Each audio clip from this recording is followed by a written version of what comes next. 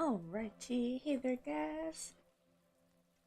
And I finally get some. So basically up until I think next Friday it's just gonna be all Christmas crochet, or like at least Christmas presents in general. So we're working on my sister Katie's gingerbread house.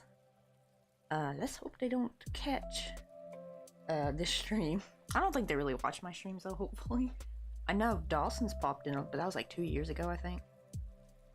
Yeah, that's when I still lived in London. That was when I did, oh, that wasn't even 2 years ago. That was when I did, I think, YouTube streams. I think. When he popped in, so that was like 4 years ago. That was quite some time ago. Let me get a quick hydrate in.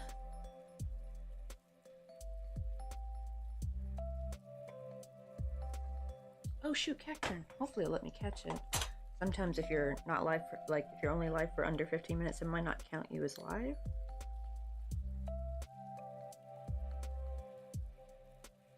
Oh, never mind. Oh, did it escape? Oh. But just now escaped. I hate that. I didn't see the little timer ball thing. Usually it'll show me if like the little timer ball thing came up. Then I know that it's like, oh, it's probably about to run away, so I probably won't catch it. Or maybe my chat's not fully going through. Let me check the other chat. So I'm finally restreaming again today, so I can go back and forth between the two chats. No, I don't see like both Twitch and Restream. No, what do you call it? Chats popping up. The timer ball thing is like a little warning. It gives you like the last, I think, 10 seconds. I think, or is it 5 seconds? I'm not sure. Let's see. But I'm just working on. We had made this. It was funny. We made this roof originally on stream for the other gingerbread house, but it was way too big. Literally, the other one ended up being perfectly half. Like, I had to use only one of each color, and I put a little bit of icing in between to spread it out, so it was like a little bit bigger than this, like maybe about, I think, like that big. So not quite perfectly halfway, but almost. And what do you call it? So I'm having to make a slightly different, like longer one, because we did a square last time for the base, so we're doing like a much longer one. So hopefully this can accommodate the length of the roof, basically. Alright, let me just get to it.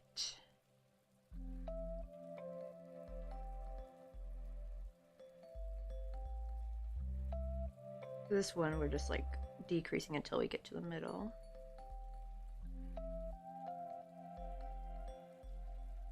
Oh wait, let me put some chapstick on.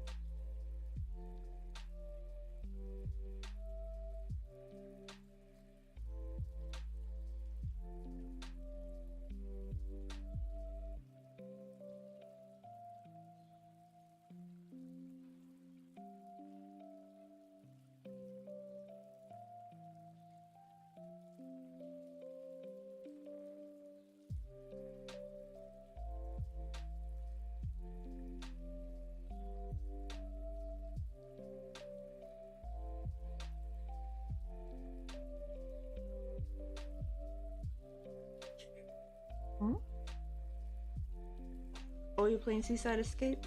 Hmm? Wait. That's my breakfast and lunch.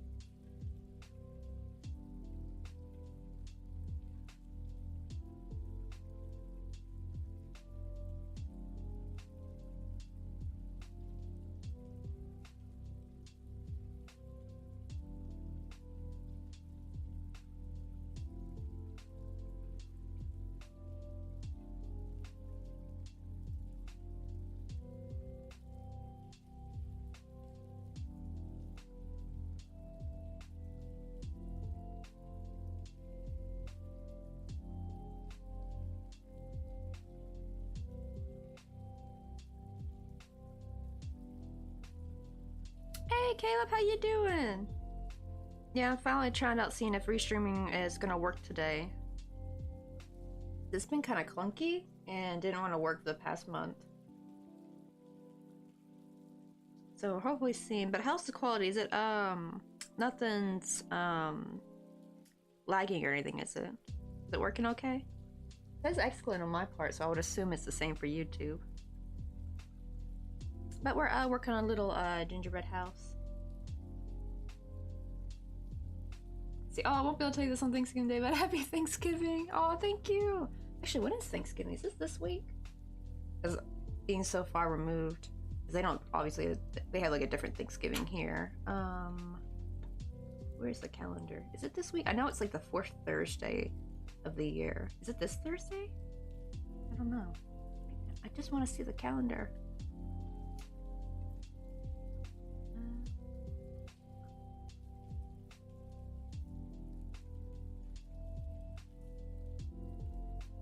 No, that's next Thursday, okay. I'm supposed to say, because today's actually Friday, I think. At least for me. I know it's Thursday for you.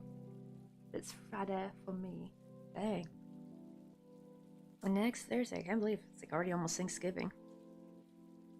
Oh, that's good. Okay, that's good to hear, because yeah, it was making it where like stream was unplayable, like, or unlike watchable, because it would like lag and stuff. It seems to do that every so often. I don't know if maybe all it needed to do was just like disconnect and then reconnect it, maybe? Like with the account. Like if that's all I had to do, that'd be kind of funny. That's all I needed to do. I don't know, unless they were like doing something, like maybe they were updating something.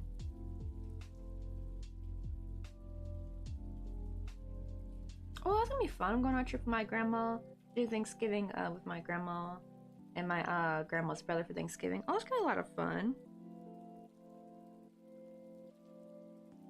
I hope you have a good trip, because that's gonna be exciting, because I love a lot of my favorite trips. The best trips I had growing up were the ones with my grandma. Like she, like I didn't have like, you know, you probably heard of like a sweet 16, right, where you have like a big party or something, but I'm not like a big party person. So instead my grandma thought, oh, how about we do like sweet 16 birthday trips. I went to Washington DC, and then what do you call it, Emily got to go to Colorado. Sadly, though, Katie and Sarah, my other two younger sisters, never got to go on a Thanksgiving trip. This grandma's still alive, by the way, but that's when her dementia started getting kind of bad, and she had just gotten remarried and moved to a different state, and they were just in the middle of planning to go to New York with Katie. But unfortunately, her dementia, like, something about after moving away and being further away from family, that seemed to like really make her dementia go down much quicker. I think like the isolation and all like the big change and stuff.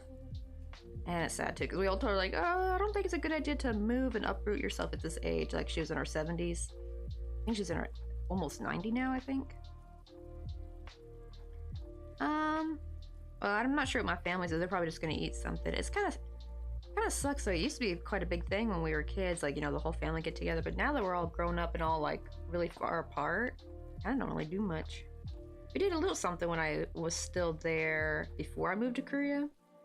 But probably just be like a chill day for us. But the thing is, when we do move back to the States, we do plan to like resume like going over to family for Thanksgiving. Probably my cousins are doing something. They got a big old family over in Arkansas. So they do everything like for Christmas and stuff. That's why I always send the Christmas gifts to my one cousin Haley. Because even though her and Brandy kind of live in different areas, they all meet for Christmas. So I know that she'll be able to dish out the presents for them, for that side of the family. Right, there we go. I know that is the problem though when you have relatives that live so far apart, because like all my relatives are scattered. Actually, Uncle Robert's not in Colorado anymore. I don't know where he moved to. He said somewhere in the Midwest, but didn't specify. But yeah, he's no longer in Colorado anymore. But we have like my aunt in New York, the state, not the city. What do you call it? My aunt died. She's over in Ohio. Like, right, everyone's all spread out. All right, now I got the two. Uh-oh. Why is this panel look bigger? Wow, that looks way bigger than this one. Uh-oh.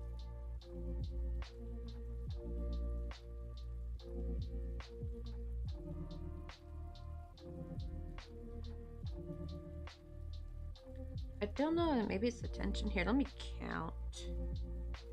I think, yeah, the amount of rows is the same, but let me count the stitches at the bottom and see if they match up with the stitches over here. Let's see, so 1, 2, 3, 4, 5, 6,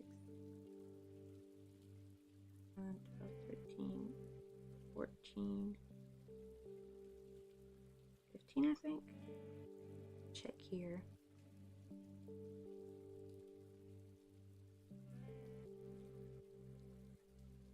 Oh, that one's 13. How did this one get 2 extra more stitches? That is weird.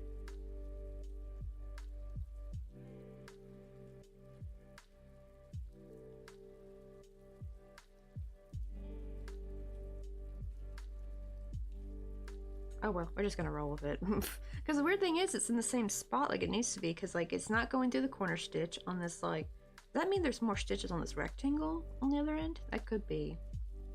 Oh well, then I guess we'll have this as like back or something. Let me see how well this will look. Because also the problem is, I didn't want the front panel to be too big. It also looks taller. Maybe I did. Oh, I might need a frog.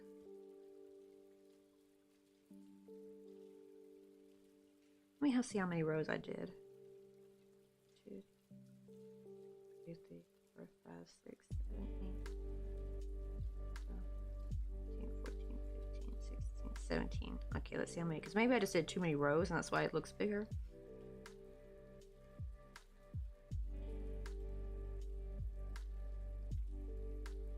Oh yeah, this one's got 18, so I did like 1 more row.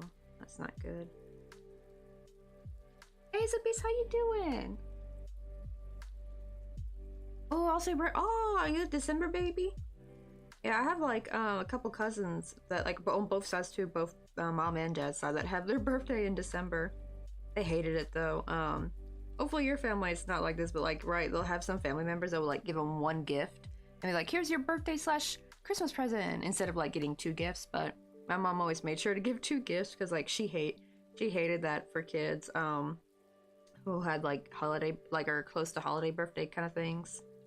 Because it's like, she says that's just relatives being cheap if they do that. Unless it's like one really expensive gift, that's different. Like, maybe instead of getting 2 moderate, like, you know, moderate price gifts, they'll give you like 1 really expensive gift. That's fine. Like, if they got you like a PS5 or something, like, oh wow. But like, if it's just like one little gift, unless I can understand though if they're like, unfortunately can't afford it, but I would rather hope that they could like buy something, you know, like in the future, like buy something in the middle of the year when they can't afford it and just put that away, you know, instead of just like only getting 1 gift. Let me gotta frog this though. It was almost done too.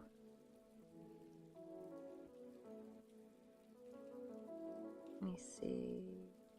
I think that's my first decrease round, so I think I'm gonna just get rid of this last. Let me do this one last increase round.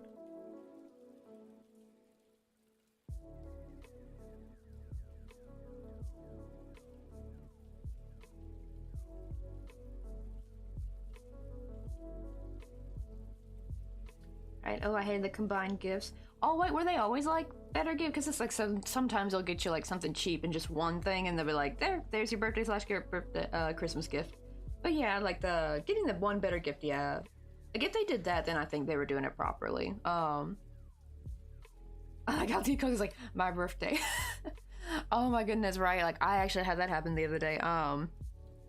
Like in the game, like this lady was playing this pizza game, and the customer came in and was like, I don't like pizza, and just left. And everyone was like, what?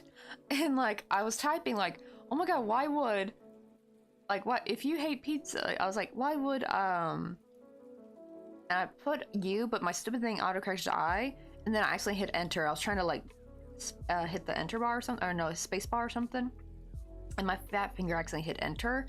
So it just said, why would I? And she was like confused in the chat for a second. I'm like, oh no, I just hit enter too quick. I was trying to say, why would you go into a pizza shop if you hate pizza? That's what I was trying to type. Oh my god, but that was embarrassing. Let's see. Oh, that's actually kind of cool. You actually share the same birthday with your grandpa.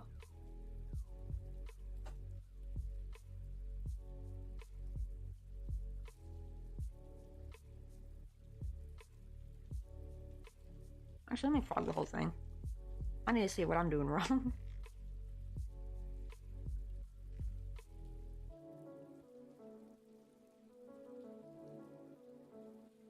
Let me count this side. One last time. I think it was 13, because this side was 15.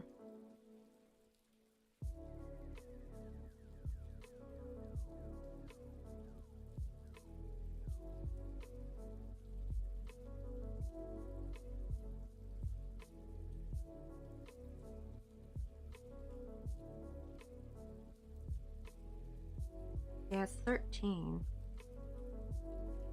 So I wonder if there must be like more stitches on this side somehow, on this end.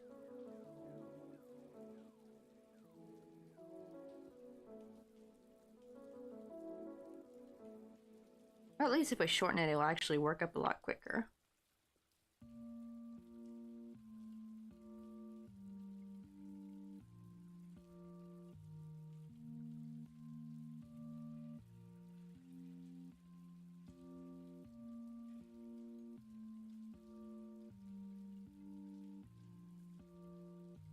Let's see. But anyone else doing the Christmas crunch? Like, we basically have until next Sunday. But not this upcoming Sunday, but next Sunday is like my deadline to get everything done. Check, make sure this is 13. 1, 2, 3, 4, 6.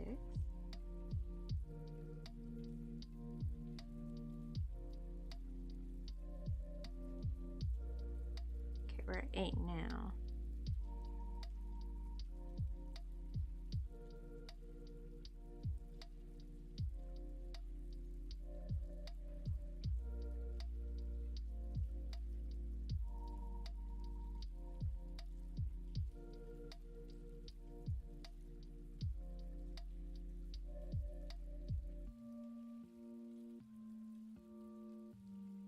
looks too short. Maybe it's 14. It's hard to count. I see I've died. I have not allocated my crafting time appropriately. Too many crafts, too little time. Honestly, that's how I feel. As a beast. I feel ya deep in my bones. The thing is, I've actually been making some stuff over like the summer too. Those are like the more bigger pieces, like the bigger things. But now it's like more of like having to make a bunch of like little ornaments or something. Oh my god, glad to see we're on the same boat. Oh god, I'm madly trying to sew 2 bags sewn for my mom before she visits next weekend, and I agreed to make them over a year ago. Oh, you guys are birthday neighbors. Y'all said 12. I wonder, I think, I always forget whose, but one of my cousins, I think this is like the 10th, I think. Like December 10th, that might be Brandy's birthday. I'm not positive, don't hold me that. I don't think Brandy knows I stream, but if she comes on here, I'm sorry girl if I forgot your birthday. I know it's in December. But I thought it was like not super late, I think. Unless it's like Anna and Patrick's birthday. I know, but it's so funny because they're years apart, but their birthdays are in December. They're both December babies. All right, we all floating in the same boat of shit. I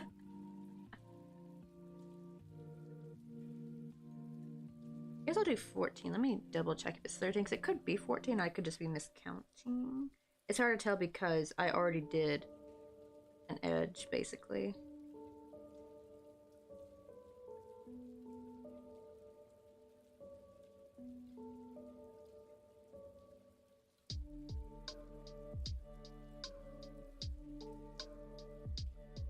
Oh, it looks like it probably is 14, not 13. Okay.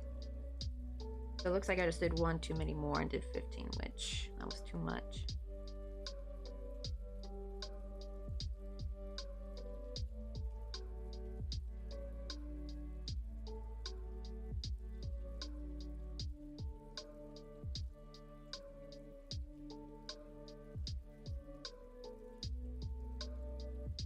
Now to start increasing.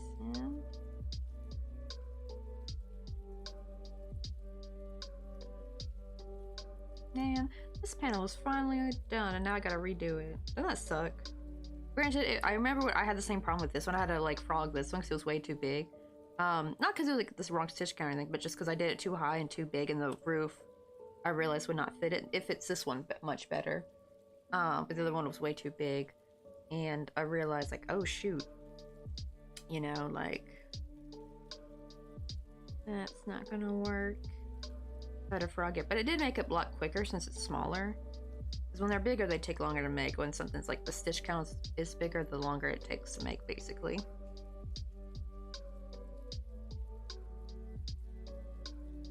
It's like, oh, we're like all in our crafting frenzy for the holiday season.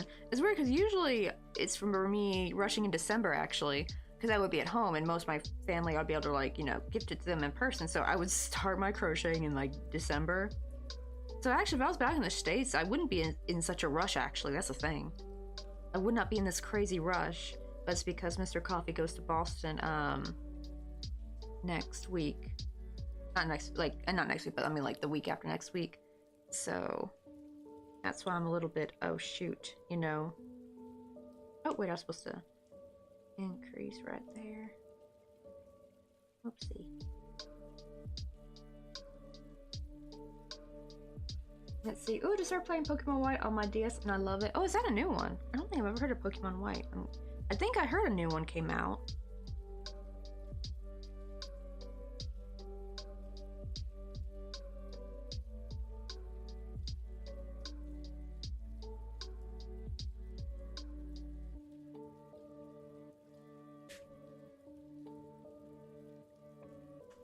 Hi guys. Oh, that's Mr. Coffee, y'all. You got a 4-day weekend. Even though Bug is desperately trying to bug him so much. Has he quieted down any? That's good. He needs to shut his bald ass up. It's like, Mr. Coffee even told him like, oh, I'm going to Osaka, right? Like, going to go travel, just so because he knew if Bug knew he was just taking some time off to be home, that he would pester him. And guess what? It didn't matter. He's still pestering the shit out of him. Like, he was pestering him not last night, but the other night, like 1 in the morning. Like, bro knows he's about to, air quote, go traveling and probably has to go to an airport in the morning. He's like here contacting him at freaking 1:15 in the damn morning over here. Granted, Bok Boogie's over in France, so there is a bit of a time difference, but he knows. He knows what time it is in Korea because he's got like a little clock that lets him know. And he don't care. He gonna bug Mr. Coffee. Oh, so that's an old one. Okay. Oh, because I thought Pokemon Red, I thought that was the first one. I always hear about that being the first one. I don't think I've ever heard of... That's the thing, I've never heard of Pokemon White. That's why I thought it was a new one. Granted, I didn't have the DS growing up, so I never played any of the Pokemon games. My sister later in life got a, I was like already, I think, a teenager by then, but like my sister had gotten a 3DS and we played like Cooking Mama on it, but not very much because it was obviously hers, so we could only use it whenever she was fine to let us borrow it.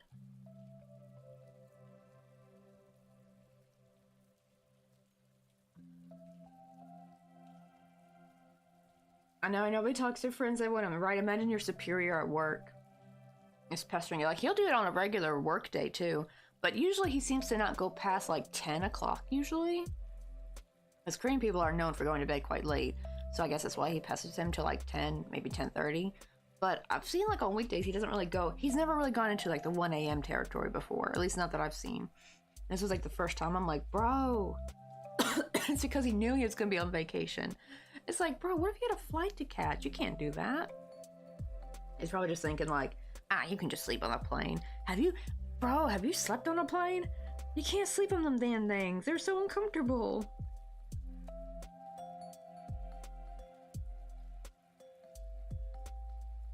I know that's for like, I'm dying, the end, please come to the hospital. Right? Exactly. The only thing is the reason why Mr. Coffee puts up with it though, it's weird. It's like a love-hate relationship with this guy. He's a, we call him Bok Buggy, that is not his name. Bok Buggy means baldy, but not in a balding way, like a more shaved head way, but the thing is this guy's actually balding because he's old. He's like, I think in his 70s or about to be 70. I think he's mid-60s actually. But yeah, he's an old dude. We call him Bok Buggy. It's like a cuter way to call someone baldy without being too mean. It just means more like you shaved your head. It's kind of what they would call dudes who, like, you know, they're about to go to the military and they have to get all their hair shaved off. Kind of like that. But if you want to call someone a real baldy, call him temori. That's for like the hair loss bald. Mr. Coffee says, we'll sometimes call him the reverse mohawk man. Because he still has the hair on the side of his head. Like it's just, you know, like how them old men, they have like no hair in the middle, but they still have hair on the side. So he calls it a reverse mohawk. And yeah, it's like a weird love-hate relationship because he stands up for Mr. Coffee. He's actually like his biggest promoter to the boss. Like, hey, we need to, this boy, he's gonna be perfect for being my position. That's why Mr. Bok Buggy is always like super intense on Mr. Coffee, because he's basically trying to train him in a sense to be like his same type of position just for America. That's what they want to do. They actually want to make him they want to make Mr. Coffee the American marketing director, but they don't have a branch in America yet. But when they do make one, they want him to be in that position. It's a pretty high up position. So, and Mr. Coffee is actually moving up quite fast, because usually in Korea, when it comes to promoting, because like it's so funny because the boss was even against promoting Mr. Coffee for a bit, not because he doesn't think he deserves it, but because in Korea, you kind of get your promotions with time, like whether or not you did great stuff for the company. It's kind of like after so many years, okay, it's time for your scheduled promotion, which is great. It's weird. It's great for stable, like normal people. It's great for that, but it really crushes people who are like very like, you know, can do a lot of stuff for the company, right? They can do a lot of work. They're like, it kind of crushes the creativity. It crushes the amount of work you are willing to give to the company. Basically, the extra, like going the 110% or 120%. You know what I mean? Because Mr. Coffee was working really hard. Every time he goes on a conference, he works really hard to make sure he can sell lots of micropub systems. You know, he makes sure he's like he always will research about the scientists that are coming. You know, he'll actually do stuff like that. So he has like talking points with these people to make them feel more comfortable, to feel like, hey, we actually care about like your work and we want our product to be able to help you research your work, kind of stuff. Because it's oh no, he's Korean. That's why we're able to live here. Oh, bless you. You just sneezed in the other room. But the reason why Mr. Coffee's English is so good is because he did go to school in America for a little bit. Like he went to elementary school, like older elementary, I think like 4th, 5th grade in Boston for a bit. And then I think that's why his English is actually really, really good, because a lot of Korean people who, even if they study English really hard in their adult years, it is kind of hard to shake a very, very heavy accent unless you've been learning English since you were like a kid. And I've actually noticed they're finally starting to get better, I think, with the English teachings, because a lot of younger kids, their English are a lot better nowadays than versus Mr. Coffee's generation. So I think they're finally focusing more on talking. Mr. Coffee's generation, they didn't really focus on talking. They were focusing more on like reading and stuff, which their reading comprehension is really, really good, actually. A lot of Korean people, you might think, oh, if they're not speaking Korean very well, they probably can't understand English. I mean, not Korean, but I mean, they're not speaking English very well. Like they have trouble forming sentences or have a trouble like looking for a word or pronouncing something. They'll actually probably have like a really good reading comprehension, like probably college level, because that's what they focused on in the olden days. Was I think it was so that they could go to America and because then you could go to college, then you wouldn't have a hard time understanding what people are saying and what you're reading. Just you have a hard time forming your own sentence in your head, right? That's like a different skill. That's like more of an active skill, right? From what I've heard, reading is more passive, though listening is an active skill, I believe, but I guess it's still easier. It's easier, right? It's easier for me if someone's already talking, I can kind of understand what they're saying if they're using all the words I know. But if I try to say the same thing, I'm like, oh no, how to form that with grammar? Am I using the right grammar? Am I using the right particle? Like that goes on in my head. So I feel like trying to form your own sentences takes a lot more work than listening, I think. But yeah, he has a very American vibe. That's actually why he's perfect for the fit. They actually joke in his company that he's like a Korean American, even though he's not. Right? He's got a very California boy mindset. And it's been a point of contention within the boss for a while. His boss was really against that kind of attitude in the beginning, because it's so like they don't like that kind of attitude here in Korea. They see it as like pretentious. And it's just more like he just wants to work, you know, like wants to just get deserved all the hard work he put in, right? And thankfully Bakbugi actually, because Bakbugi, even though he's like an old style Korean man, but he lives abroad, right? He lives in France, so he gets to see a more Western mindset when it comes to business. And he actually told the boss like, hey, no, this guy, you need, like, this guy's good, we need to promote this guy, we need to hold on to this guy. If we lose him, our company's not going to do as well. This guy's helping our company grow. And like finally the boss kind of like, you know, you're right, actually our numbers have been going up ever since he joined on. He's really helped, like, because now they actually can hire more people. I think they started with like just a handful of people. I think now they have like 12 people now. Like it was a small startup company. Granted, it started in 2010, I think. I don't know what's considered a startup company still, for like how long it has to be still considered startup. But yeah, but then also he also did like nearly 10 years of college in America, I think. He came over and he did like an English course at UC Berkeley, and then he did his course, and that was like 2 of those years were living with me. I think it was like 8 years in America. What do you call it? Were with me when he was doing his statistics degree. But yeah, that's kind of why he's got more of a California American vibe, because he was in California for so freaking long. He was there years before we even met, though. I think like 5 or 6 years, I think. And then we lived 2 years together, like one in Oakland, California, and one in San Francisco. Whew, them Oakland days were something, that's for sure. I was actually, oh, I wasn't supposed to increase, was I? Oopsie, let me get rid of that. You know, like, his ego from like being a Korean person, right, living in a very safe, Korea for the most part is fairly safe. Granted, there are some crimes that they like to sweep under the rug, but as far as like, you know, gun violence, muggings, you know, home invasions, you don't really have to worry about that much. He went from that going to living in Oakland, California, hearing like gunshots. Like, it was so funny too, because like whenever there would be a gunshot, I'd be like, oh shit, what was that? And he was like, oh, it's just firework. He was trying to like not worry me, and I was like, honey boo, I'm from Memphis. If anything, it's me the one that should be comforting you. Like, I know darn well that's a damn gunshot. Just so you know, like when you like wake up from something, you're like, what was that, you know? And then you hear it again, it's like, yep, that's a gunshot, that's not fireworks. And it's like, good grief, you know? I'll be looking for the next hour. When am I meeting? Oh no. Hopefully lots of ads play while I've had this muted. That's true, yeah. Oh my god, especially like during the. When actually is the next time? Oh, they shouldn't come up for like another 40 minutes, hopefully. It's supposed to be every hour, thankfully. It does get kind of annoying though, because like so many ads play at once, but I'd rather have that than a few ads every 30 minutes. That sounds too obnoxious to me.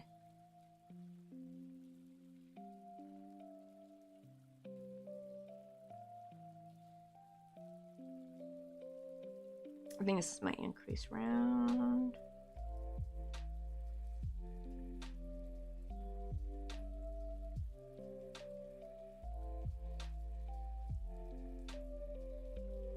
So let me see something. Let me see, make sure how many increase rounds did I have.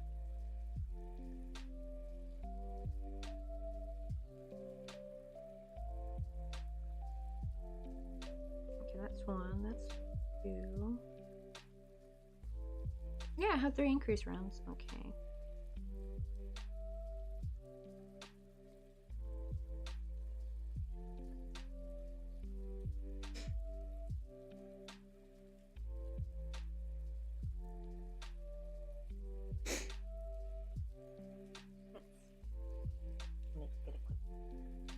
I bought some pizza for my lunch, so I have something to munch on throughout the stream, so I'm not like ravenous.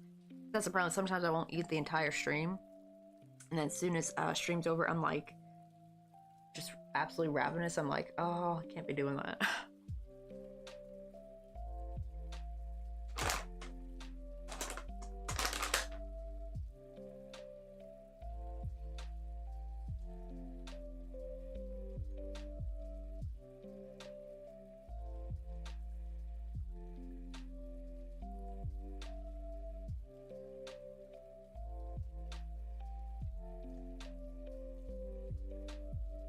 Oh, off to go shower.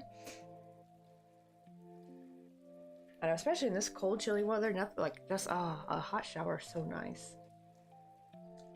Like I never want to leave the shower. Our water bill, or I should say more, our heating bill is probably really high.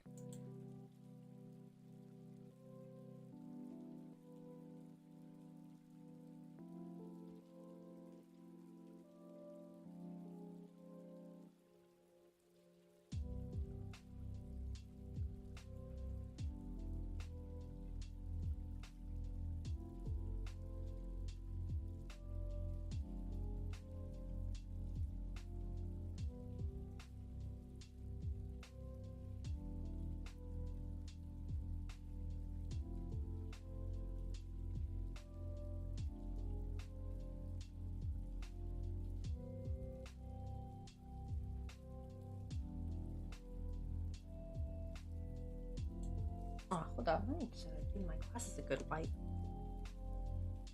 Oh no, it just almost choked on the last bite of my dinner. Oh, you don't want that. Make sure to chew thoroughly. Actually, in fact, probably a lot of us probably don't chew our food slow enough. And it's definitely, I need to start practicing that more, because I notice I just kind of like chomp on my food in just a couple of bites and swallow. I'm like, that's probably not good for digestion. That might be why. I don't know. Could that be the cause of gastritis? Just from like being a bad chewer all your life? I wonder if that could be like exacerbating the issue, or at least. But yeah, I definitely need to work on mindful chewing. And because if you think about it, if you chew your food carefully, then you're less likely to choke on it. And it's better too. Like apparently, like your body's able to break down the nutrition better or something.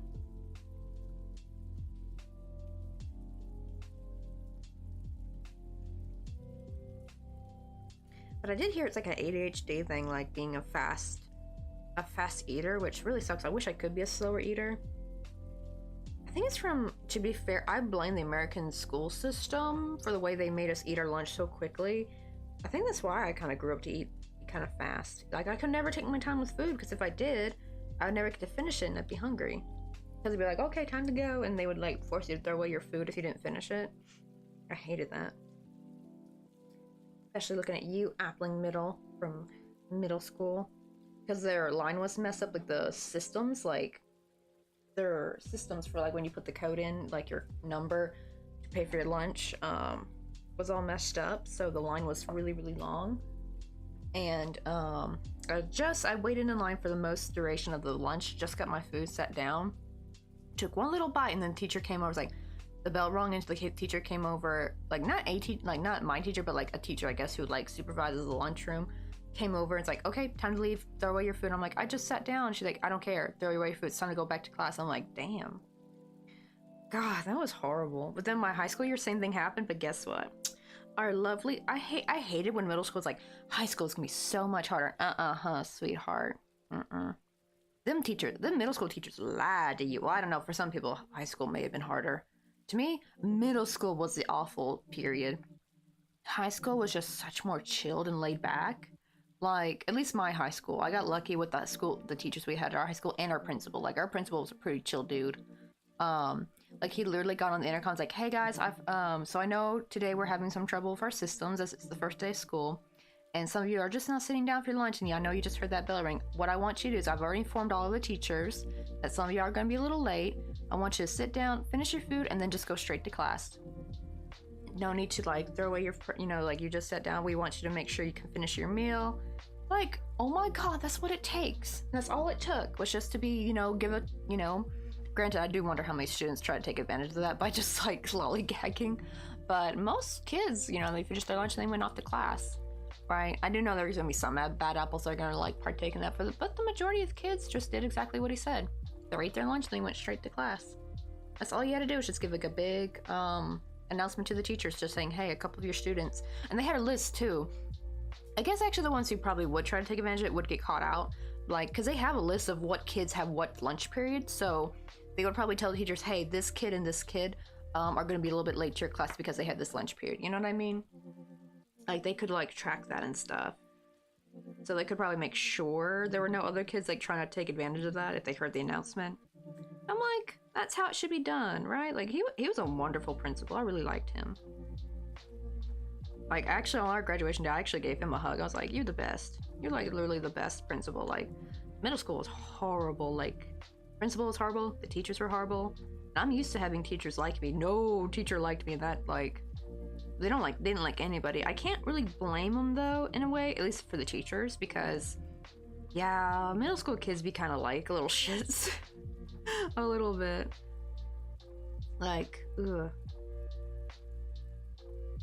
They do be like little shits. At least that's one thing with, like, Korean schools with Mr. Krop, is that they really, in Korean culture, it's very important to make sure you've eaten well. So usually schools will make sure you're eating, like, healthy. I want to ask them how long their lunch period was. I think it was a bit longer. We didn't even have 30 minutes. I think we had, like, 20 minutes to eat. I think they had either, like, 30 minutes to an hour, I think, to eat.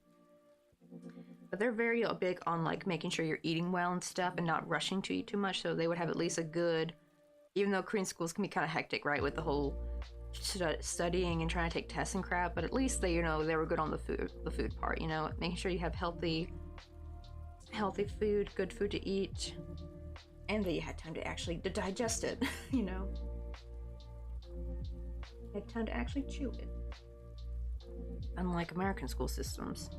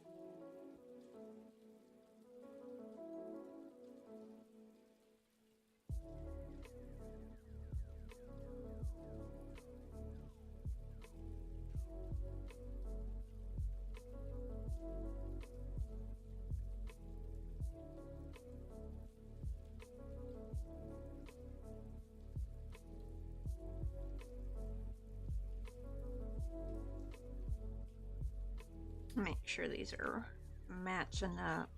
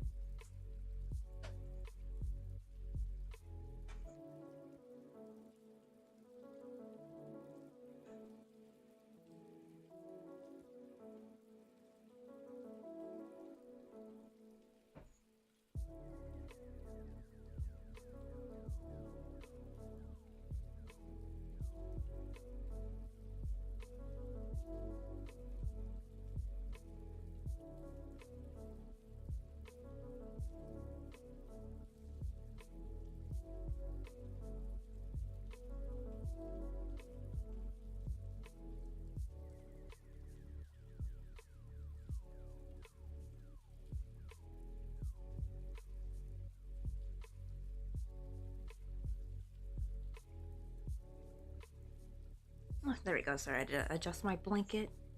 Getting no cold. I should have brought my jacket.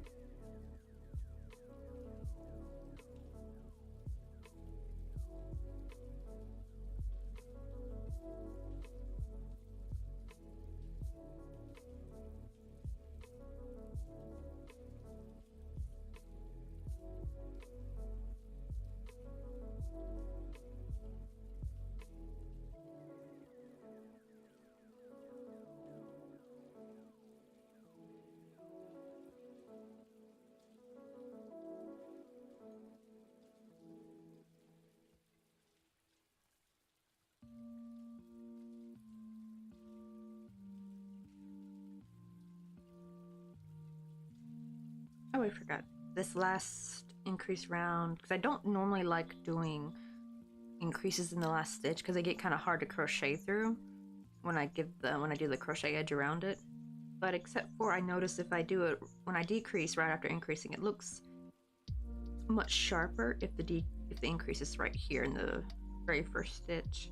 Normally I would put my increase in the second stitch, like I do like a normal single crochet there, and then I put an increase right there because that just looks better.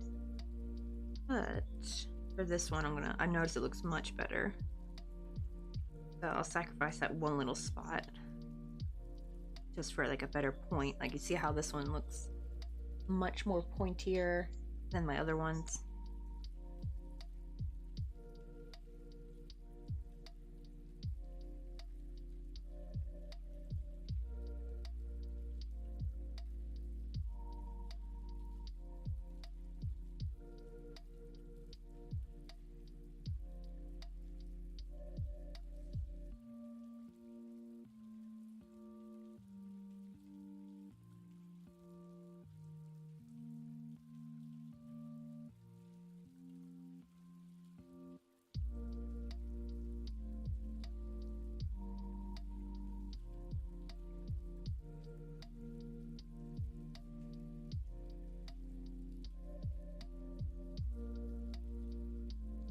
Hey, get back! Yeah, we're almost getting through this panel. We're about to finally get to the decrease part. I know, I hate that I just finished it and now I had to like frog and start over, but it's working out much quicker now that since the other one was way too big.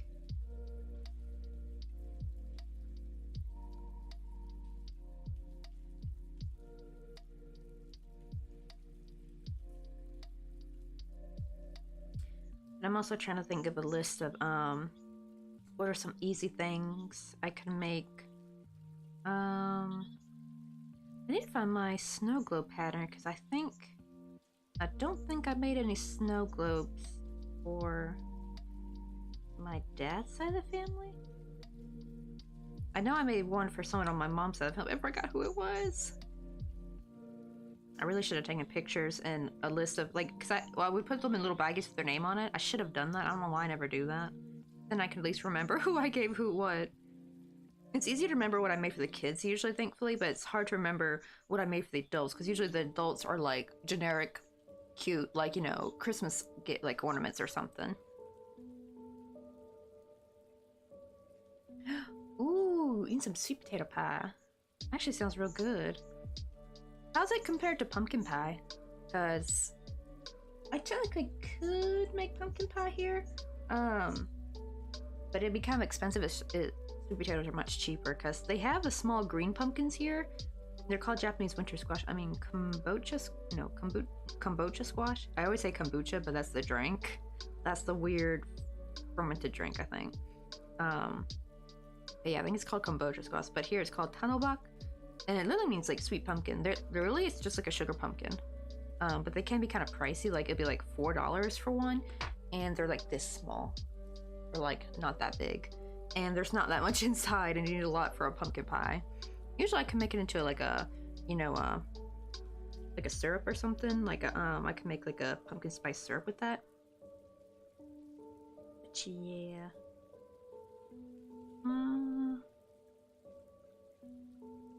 Oh wait. Oh. I almost made a mistake. There we go. That's the real spot I'm supposed to decrease in.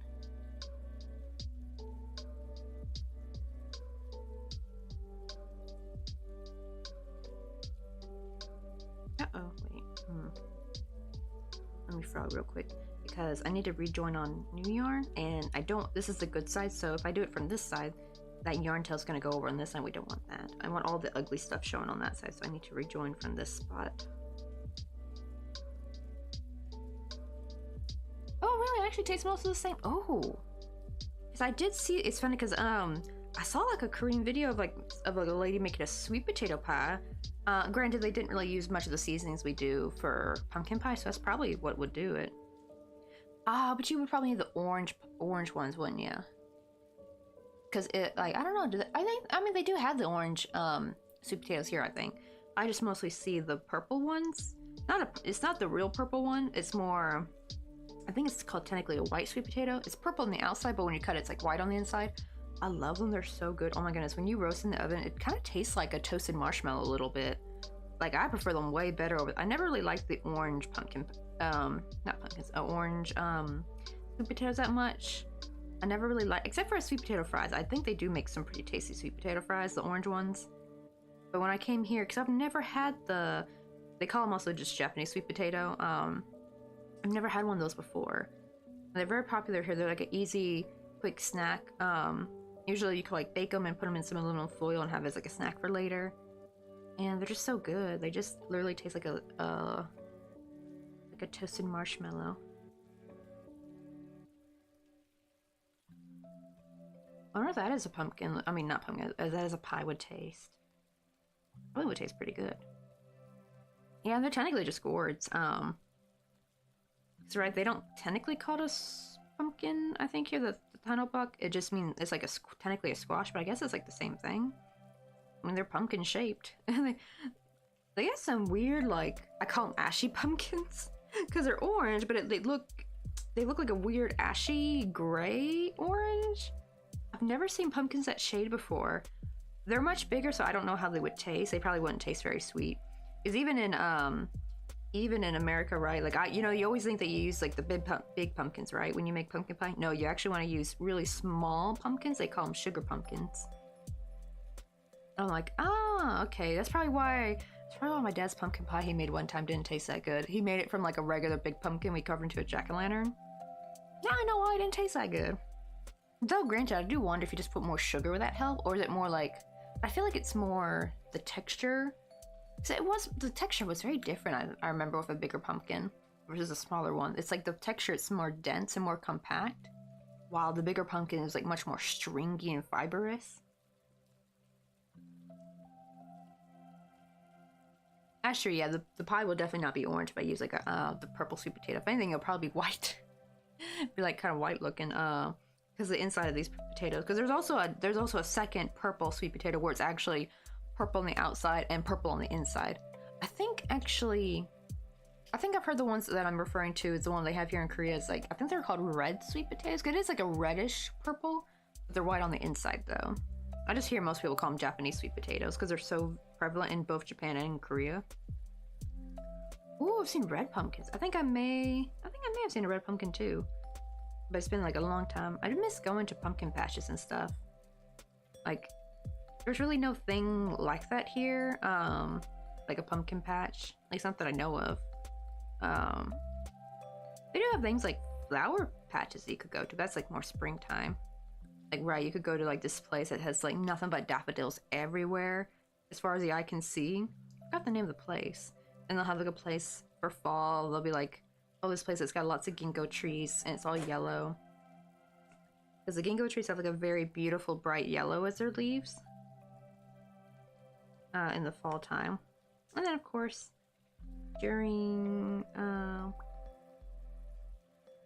springtime, there's like places you could go to see the Japanese cherry blossoms that are like super pretty. That's one thing I'm looking forward to is I can't wait for spring. I don't like winter as much. It doesn't snow here. It is really pretty if it snows. It doesn't really snow here, but when spring comes, it's so magical looking. So the cherry blossoms are in bloom and you see all the petals flying about. And like here it's just like normal. It's like insane in some other parts of Korea or in Japan. It's like, oh, they go hard on their cherry blossom game. It's like so pretty and magical.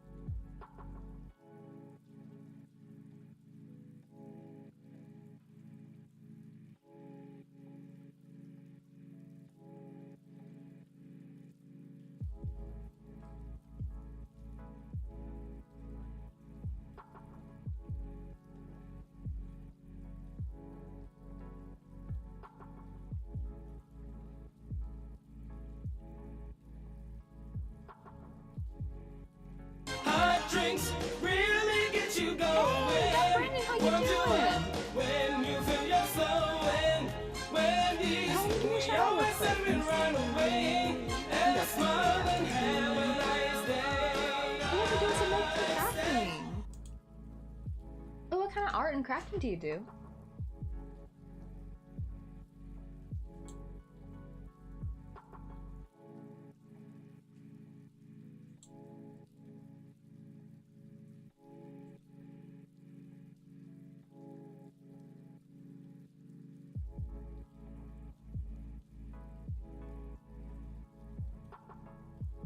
Let's see. Oh, gotta wait and run for dinner. But we'll lurk. Oh, have a lovely dinner. Because I was actually just talking about this earlier. I have like a slice of pizza with me, and I'm like slowly munching on throughout stream. Because if I don't eat anything throughout the duration of stream, I'm like ravenous afterward. Hey, little caveman, how you doing? Yeah, we're just making a little. We're working on some Christmas crunch time for some presents. I'm hoping none of my family watches this. Let's hope they don't. I mean, I can show my mom's present because I literally did this over stream during the summertime, which was like this little crocheted caravan. But what do you call it? So she probably, I don't know if she's seen it or not. They did say they're having trouble having YouTube play in their house with their internet. Like, don't ever get Comcast, y'all. Oh my god, Comcast is such a scam. Like, they can't. My dad pays $55 a month for his damn internet, and they can't even watch YouTube really now. Like, it's just not playing anymore. Like, it's already bad enough they couldn't watch Netflix anymore. Now they can't watch YouTube? Comcast, what you doing? And it's not just like, oh, maybe it's the computer. No, it's all their devices. It's the internet it's connected to. Like, Comcast's just the worst. I even told Mr. Coffee, like, when we move America again, we are not getting Comcast. High-speed internet, my ass. That is farce. That is false. That is lies. Like, sure, it is like when he first got Comcast a while, like I think like a decade ago, it was really nice when you first get it, but they slowly chip down the speed like over the years, and they're like, oh, you should update your plan, but he pays like $55 a month and you can't even watch YouTube. Like, eesh, that's like honestly dystopian a little bit. Like, I really wish he'd just like cut and just get AT&T again or something. Granted, we used to have AT&T before. Oh, you're very welcome, Doc Brandon. But yeah, have a good lurk. Get you that yum dinner, because yeah, I know your tummy's probably rumbling. Especially like from talking too. Like, I've noticed, like, I think talking a lot, especially during a stream, right? It burns up like all that oxygen and calories, and so like you're actually even hungrier than you would be if you just sat and did your crafting for hours like you normally would, but without the talking, right? Because when you talk, it's like it just makes you hungrier. It really does. And thirstier too. Like, I think we use up the water in our body more too from all the talking.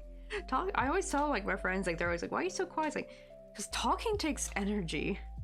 It really does. It really takes lots of energy.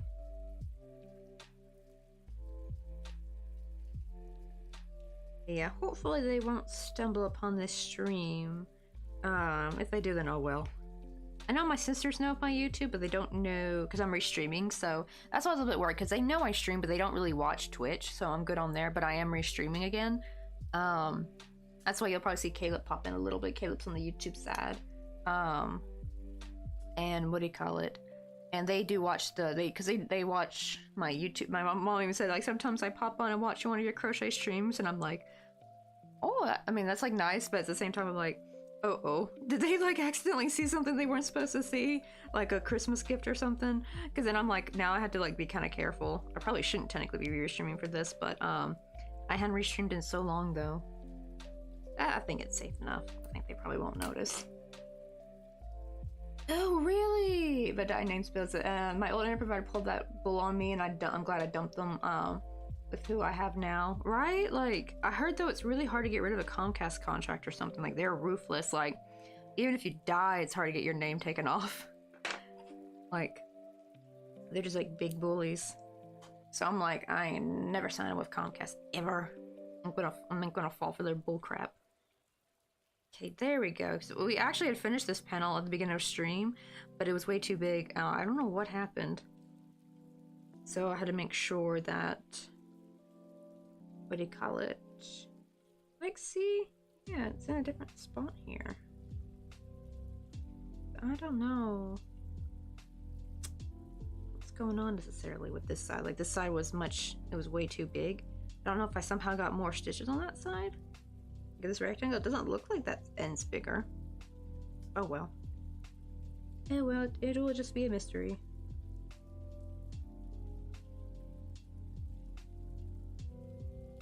Oh, I moved so it was easy and I pay half of what they wanted, the double the speed. Oh, I did hear, like, just say you're moving abroad so they can't say bullshit. Because, like, the problem is, if you try to say you move, and they'll be like, oh, where? We probably can still give you service there, blah, blah, blah, right? They try to do that. So I heard that you had to tell them, like, that you're moving to another country, and then they can't say jack shit. I actually had to, like, when I tried, canceling my T-Mobile plan, they're like, oh, why are you canceling? I was like, oh, it's because I'm moving. He's like, oh, I'm sure we probably still have coverage from where you're moving. I'm like, no, I'm moving to South Korea. And she's like, oh, well, I mean, maybe you'll still want to have a service for it just in case. And I'm like, no, I won't be able to really use my American phone number while I'm in Korea, so I need to cancel. And she's like, they were like so reluctant for me to cancel. And I'm just like, bro, I'm moving to another freaking country. And this is like a legit move too, because I'm here in Busan, South Korea, by the way. Because Mr. Coffee is Korean, so this is where we were able to live, because in the States I didn't make enough. Because you have to sponsor your spouse, right? And you had to make a certain amount at the time. Even on like San Francisco minimum wage, because San Francisco, that made me a little bit concerned, because like San Francisco minimum wage was kind of like the same as like a office job wage compared to like maybe somewhere in the Midwest. It was like $15 an hour, which that was back in 2017, 18. So yeah, that would have been like unheard of, right? For like a small Midwestern town, or like I'm from the South, so like our minimum wage is still $7.25 I think out there, which is ridiculous. It has not budged in years.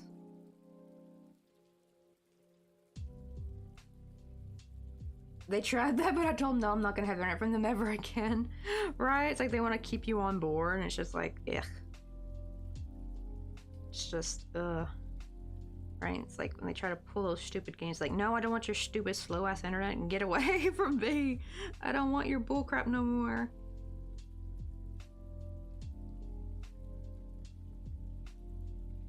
And I remember, the funny thing is, when I first moved to Korea, we lived in this one-bedroom apartment, and it actually came with internet with it. It was a villa apartment, that's why. We live in an apartment now, like where it's like a complex. But when we lived in a villa apartment, it actually came with Wi-Fi. And guess what? This is so funny, because Mr. Coffee was like, this Wi-Fi is so slow. And it was like pretty fast in my opinion. Like it was not slow. I could play Fortnite on it just fine. I had no lagging. I had almost no ping. And I don't know why it was slow to him, because I guess because he's Korean, so it's like he's used to super high-speed internet, so I guess free Wi-Fi was slow to him, and it was fast to me. That free Wi-Fi was faster than what my dad paid $55 a month for. Like, I was able to play Fortnite a little bit when I stayed with my parents, because I brought my Xbox with me. And if I played in the living room on the Xbox, I could kind of play Fortnite, because I had that was back when they made you have to have like the membership, right? I think, to be able to play Fortnite, to play like any online game, I believe. And it would work there, but it would not work on the computers. Like the internet was just a tad too slow. Like you could open the lobby, you could buy stuff, you could make your character dance, you just couldn't get in a game. So it's basically like any online game you couldn't play. And then I think I came back to visit a while later and brought the Xbox with me, because I was gonna be there for a long time, like about a month. And oh my god, I couldn't play Fortnite at all, and I actually ended up missing out on the Season 8 Battle Pass. Like this was like OG Fortnite Season 8. This was 2019, I think. Yeah. May of 2019. I was a little bit sad about that.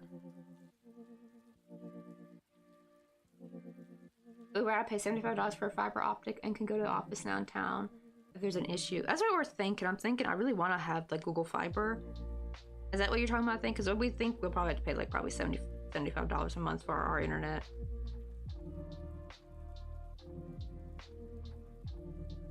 But man, I can't wait. Like, because we're gonna move to the States in about 2 years, and we're gonna live in Daly City. We're thinking to move to the Westlake area, because it's closest to, it's like an apartments area that's close to the college, and it's perfect too because it's like a shopping center area, and there's like a Ross there. That's where I used to work. I used to work for Ross Dress for Less, so I'll probably hopefully Hopefully they have some positions open. I can easily get a job there again. Since I had like a good standing with the company, I worked in the apparel processing in the stock room. That's what I used to do, and I'm actually pretty good. I'm like much better at a stockroom job. I'm not good at like having to be like a cashier or handle customers or anything like that. I'm better at just being in the back away from everybody. And then being in one spot. Yeah, you do gotta move around a lot when you run your rack, but as far as like the most part of the job, you're really just standing in one spot for a long time, which some people hate and I love it. I've always been good at just doing a lot in like one spot. Like if I have to move around too much, I'm gonna forget things. Like my ADHD, like oh god, like I have like inattentive type, so if I'm like moving around too much, I'm gonna forget important things I need to do. Like I get kind of like overwhelmed, but if I'm in one spot, I can kind of, I don't have to go very far, like I can kind of get a lot done, you know what I mean? I'm like one of those kind of people. Let's see. Oh, I have a small company, so it isn't outside. Oh, it isn't available outside of my area. Oh, that sucks though. Right, doesn't that suck? It's like when you like I've heard there's places where you have nothing but Comcast to choose, unfortunately, because there's like, that's the sad thing is I really want to live in a rural area, but I heard they're very notorious for like barely having a choice when it comes to your internet, and I really don't want to live in a place where Comcast is like the only choice. I'm like, oh hell no. Nah, I ain't touching those frickers with a 10-foot pole. They ain't getting a cent from me. They ain't ever gonna get my name signed on one of their nasty little contracts. It's just like, yikes. It's like, it's like you gotta like, man, I've been imagining moving to a new area I've never been to before, but it's so stressful because you gotta look into what's available and stuff. At least a good thing about being in Daly City, right? It's like near San Francisco, so there's gonna be lots of different services to choose from. But man, when you live in rural America, there's not much choice. I can hardly remember why I walked into a room. Oh my god, did you see like the meme for that code, Tim T Cozy? It's like, if you've ever played The Sims, right? And they're about to go do something and you click off the action, they just kind of stop what they're doing and just stand there waiting for the next thing you want them to do. It's kind of what it is. It's like, someone canceled my command and I don't know why I walked in here for. Oh, we were talking about internet. Because yeah, my parents pay $55 a month for Comcast internet and they can't even watch YouTube now. Like they said YouTube's not really working well on it anymore. Like it doesn't want to load. And at first I thought maybe it's just a computer, because the computer they are using is our old computer. But they said no, it's all their devices, it's their phones, it's the tablet my mom uses that she uses my sister's tablet. And she said, yeah, it won't work on there anymore. And I'm like, YouTube? You mean to say paying $55 to Comcast and they can't even give you internet fast enough to watch YouTube? Like, they robbing you blind. Like, I really wish he just canceled that contract with them and get a new internet service provider. It's my god, like, you're just wasting your money away. You're paying that much for internet. Granted, to be fair, it is really hard. I've heard it's really hard to get out of a contract. That might be why he hasn't yet. He may have tried, actually. And they're just like, they're like freaking sharks. They're not letting go of their prey. They're like, no. Comcast, man. They're a shit company. I will never sign up with them.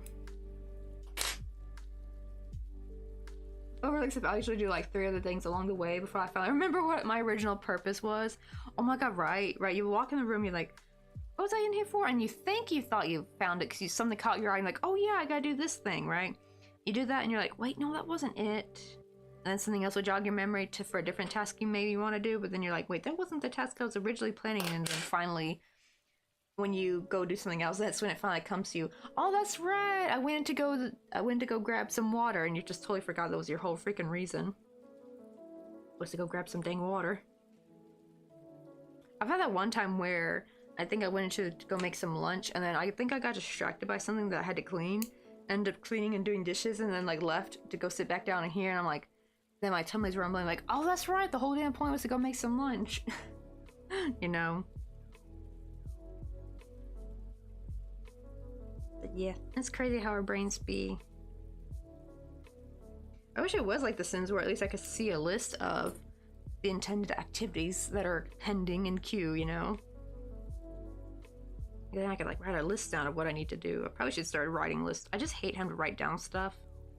Because then it takes time. Then I have to go find a pen and paper and write down stuff. Okay, now to rejoin. This is from when I frogged, so it's all curled up. It's like ramen right now. Try to untangle this.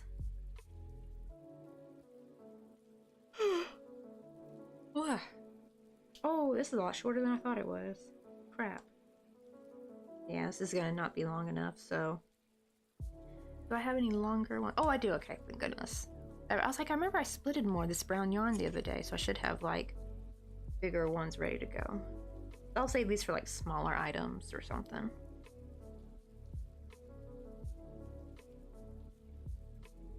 Hey Fen, how you doing? Welcome on in.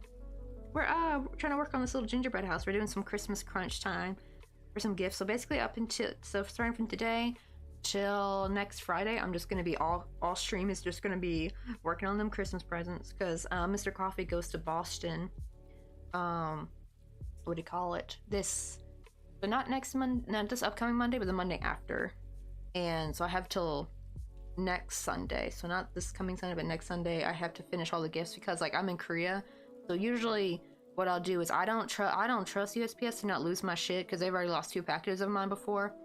And it's one thing when it's you know, like an order or something someone's made for me. I can just easily make that one item again and just ship it out. But when it's like years worth of crochet, I don't want that to get lost because I just basically send one big package to my parents to distribute out amongst the relatives when they come to visit. So I'm like, I don't trust USPS to not lose it because if they lose it, that's a whole year's worth of crochet just gone down the drain. So what I do is, I've had that problem domestically though. Like domestic wise, they've been fine. It's just like something about shipping from Korea. They just like, even with EMS, that was actually the first package I lost was the EMS package, which that was $35. I paid extra for the tracking stuff. And apparently EMS is supposed to be a lot safer, less likely to get lost. And they're like, nope, first international package gets lost. And I've mailed to that lady before, so I know her address is correct actually. Because we mailed to her domestically first, so I had her same address with the exact same information. So we asked the post office lady. She did an investigation for me, and she actually said I did all the correct stuff. All my info was correct. She said it was like USPS's fault. So it's like it went to a black hole too. By the way, it went to like the Carson, California facility, and apparently just some packages go there to get lost. And I'm wondering what happened. I'm wondering if maybe the package label got damaged. And that's why I was like, why couldn't they just send, like, even if it got sent there, why can't they just send it to the correct address if the address is on there? Like, it's got a valid address, so why they can't send it? So I'm thinking something must have happened to it. Like, it must have gotten damaged to where they couldn't see, I guess, where it would go to? I don't know. Oh, you got to watch Monty Python, the Holy Grail. Oh my god, I need to watch Monty Python. I've seen the clips from it, and it's just hilarious. Like, oh my god, it looks like a really good movie. I really want to watch it. Oh, I've gotten to a point where I have a permanent to-do list on my phone, one for each day of the week. Ooh, right. I probably should do that actually, like on because I do have like a little checklist thing on my notes in my phone. I should start doing that. I schedule various chores for each day, then list daily chores I have to do for every day. And if I get stuck in a room, I just look at my list, and sometimes it helps me find my original purpose, and sometimes it helps me find a side quest, right? Like when we go to our original quest of what we want to clean up, and then we're like, hey, I'm going on a side quest of vacuuming or something. Which I finally have a vacuum now. I'm so happy. 5 years. 5 years without a vacuum. Granted, I just thought like, oh, I guess I always forget they actually have vacuums for hardwood floors, for apartments. I've just been sweeping and using like Swiffer mops, but that always took longer. But man, God, a vacuum has like really shortened my cleaning time. It's made it so much easier. Oh my god. And it's wireless too. It's a chargeable wireless vacuum. It's so nice.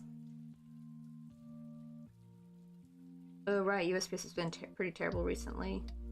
Yeah, I'm hoping they don't lose it when we do send it domestically. But what we do is whenever Mr. Coffee goes on a conference, because he works for a company that sells microprobe systems, and they do these conferences at the I think it's like microtechnology or microscience technology, or no, microelectrics, I think. Microelectric technology stuff, like those kind of conferences, and they got one in Boston coming up soon, December 4th.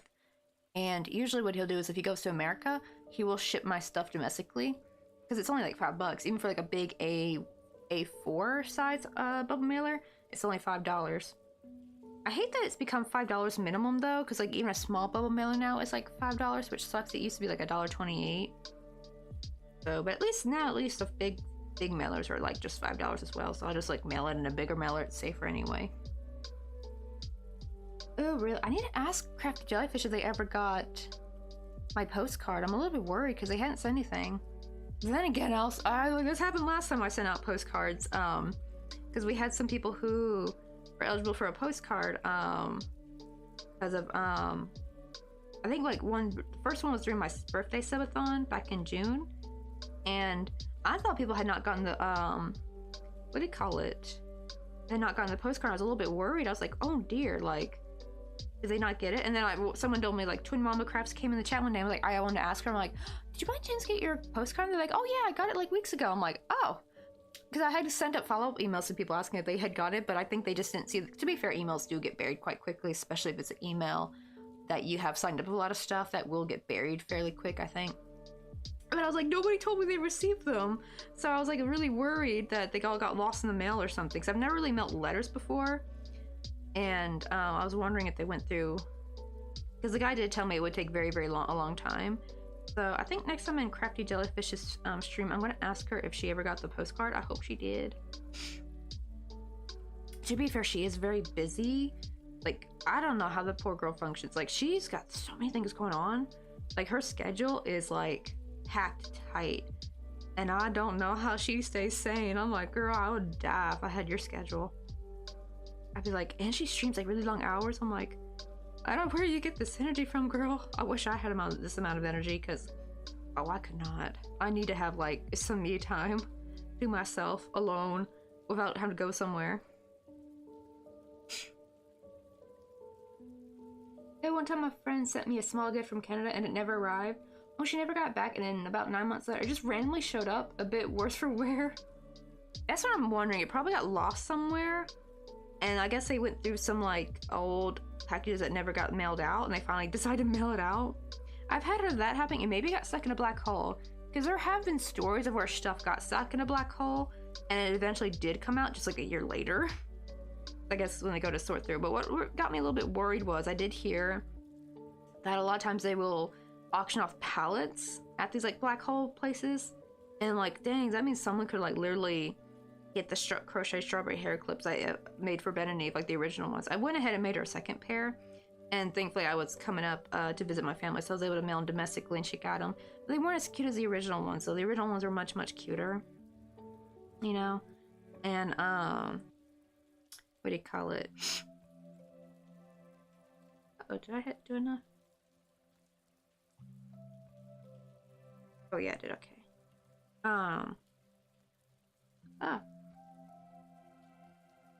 Oh, it's like, oh well. I mean, to be fair, I would kind of rather someone get them though.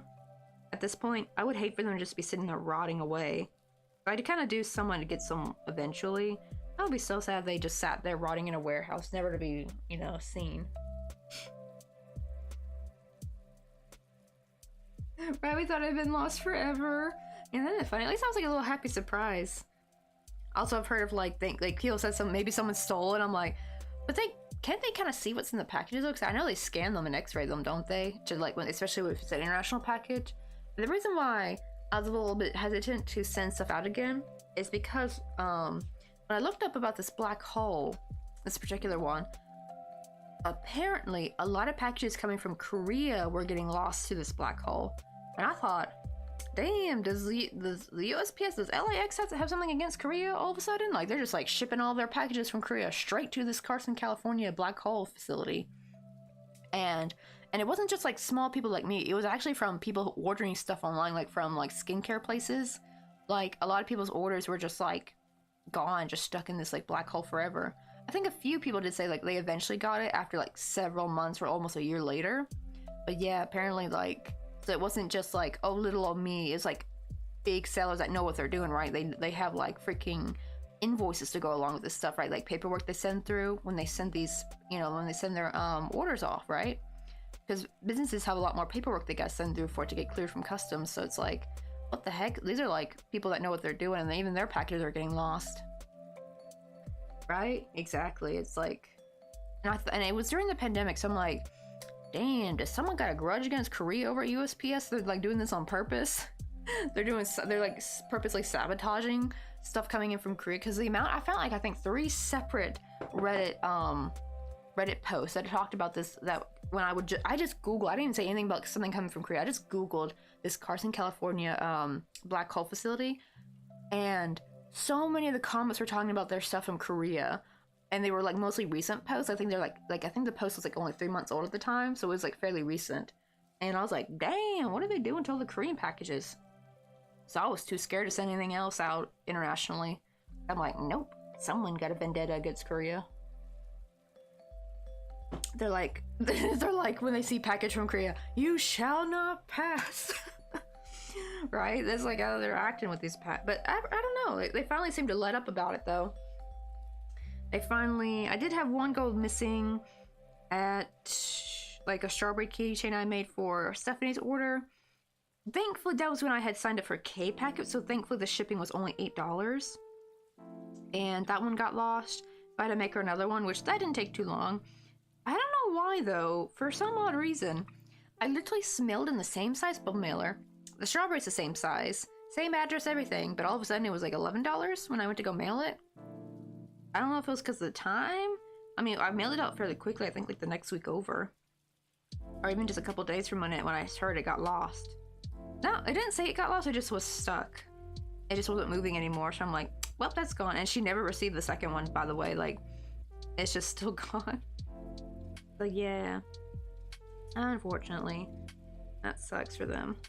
But at least I was able to get her keychain out again. The problem is with K-Packet though is it's like an affordable, it's for parcels only really, or like not parcels, but like small boxes, parcels, like anything under 2 kilograms. It's for small packages, but you have to go to a very specific post office to do it. And the one that it is you have to go to a district post office. But the problem is the Kumjong post, because that's our district, is Kumjonggu, and that post office is like at least 30 minutes away. Like I have to ride the bus, and then even that's still like a 10-minute walk just to get to the post office from the bus stop. Like I really wish there was like a closer bus stop to it, but there's not. And I hate that intersection so much. It's such a weird intersection, like it's so weirdly shaped, and they're like the crosswalks there are just a joke. So it's like not very walkable. And what I call it, and the lady said like, no, you had to have 10 packages at once. And I think my K-Packet contract I think got dissolved because I got like I haven't used it in so long, because I kind of haven't used it since that day she told me like you need to have 10 packages at once. And I tried telling people like, oh, maybe I should like have like when people order from me, like I still have to keep it until I have 10 orders ready to go. It has to be 10 separate people, by the way, not like one person orders 10 from me unless they want me to mail it 10 separate times. That's like 10 separate like shipping fees, by the way. So it's like it wouldn't make sense, and I don't get enough orders. I think if I was getting tons of orders I could do it, but it wasn't worth it. So I was like, I just let it expire. I'm like, yeah, I'm probably not gonna, I'm just gonna use, oh, I just discovered something though. So I'm a little bit pissed about this, but I'm like, so I now decide to try, instead of using EMS because it's just becoming way too expensive, I'm using the no tracking. But guess what, I don't know about, I need to ask Pink Lemon Day, but Burning Emerald's getting tracking, like through their email, because I put their email on the customs form, and yeah, she's getting tracking. I'm like, wait. I thought they said there was no tracking, and yet you're getting tracking. And I remember too, one time I had ordered something from AliExpress, and because I get a lot of my yarn off there, it's actually where I get, well, not this yarn, but the milk cotton yarn, like this one over here. Like I love this milk cotton yarn. It's like my favorite yarn. I don't know where to find it other than AliExpress really.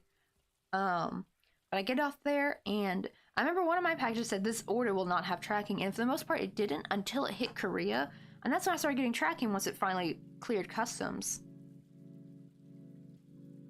Right? I will say I actually think AliExpress is like way better than Temu. Temu is like, oh my god.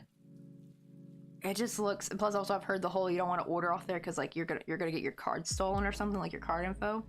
So yeah, it's like ugh. But I feel like AliExpress, yes, there's lots of cheap crap on there. There's stuff you do want to avoid.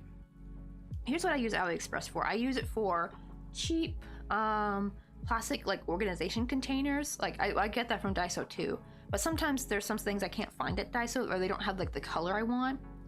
So I will find more stuff like I have like these really cute, what do you call it? Little pink miniature drawers, you know, like that are for like jewelry finding things, you know, like, or like little bits you use for your business, like, you know, jewelry making or something. I got a bunch of those, and now my space looks so much more clean and organized. I love it. I even got them all labeled too. And what do you call it? I'll get stuff like that. I'll get my yarn off there, more specifically the milk cotton, because I don't know, I haven't tried other yarns, so I don't know what it'd be like. But the milk cotton though, I actually almost prefer it over the Korean brand, because this brown one here is actually the Korean brand. Which this is brand right here, Red Milky Cotton. The problem is it's not even oh wait, this one's actually still milk fiber. Oh, I thought they all were gonna be cotton acrylic, because this one's now cotton acrylic all of a sudden. This one's actually still cotton and milk fiber, so I gotta be careful with this one. Because whenever I make my stuff, I have to tell people this is made with milk fiber in it, because if you have a milk allergy, you could still get a reaction to these. Granted, I don't make clothing with it, because kids who are wearing stuff made from milk cotton and they had a milk allergy, they were having like allergic reactions to it, like they were having trouble breathing, they were, because it's like an anaphylactic kind of, or like it's either hives or anaphylactic, I think, depending on how your allergy goes, and that's like scary. Like, don't get that confused with lactose intolerant, because that's different. That's more you just can't digest dairy, but you're not going to die from it. This is like if you touch dairy, you touch milk, you're going to die. Basically, that's the kind of allergy it is. But yeah, so, but they changed it so it's technically cotton acrylic now, but it feels the same though. I don't know how they did it.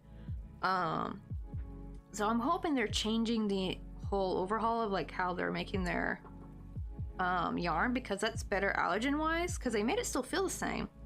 Just this is much more expensive. This is like, I think $5 a skein, and they're only 50 grams, but the ones on AliExpress, the milk cotton one, well, not only are the colors brighter and softer, but it's like only like $1.40 to $2 maybe, depending on where you get it from. It's like, right, I don't trust any of them. My partner orders from AliExpress for his business, so when I need something, I just make him buy it for me.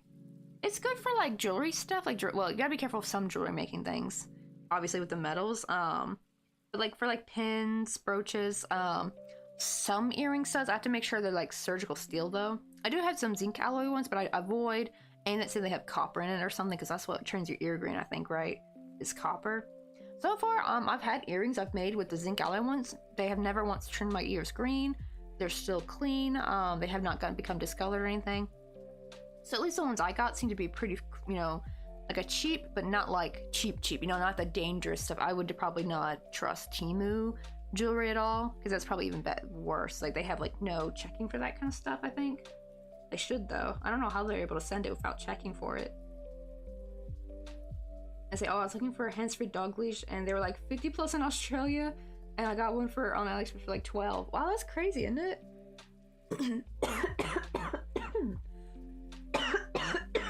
Oh, sorry. I'm choking on my water. I sipped a little bit too fast.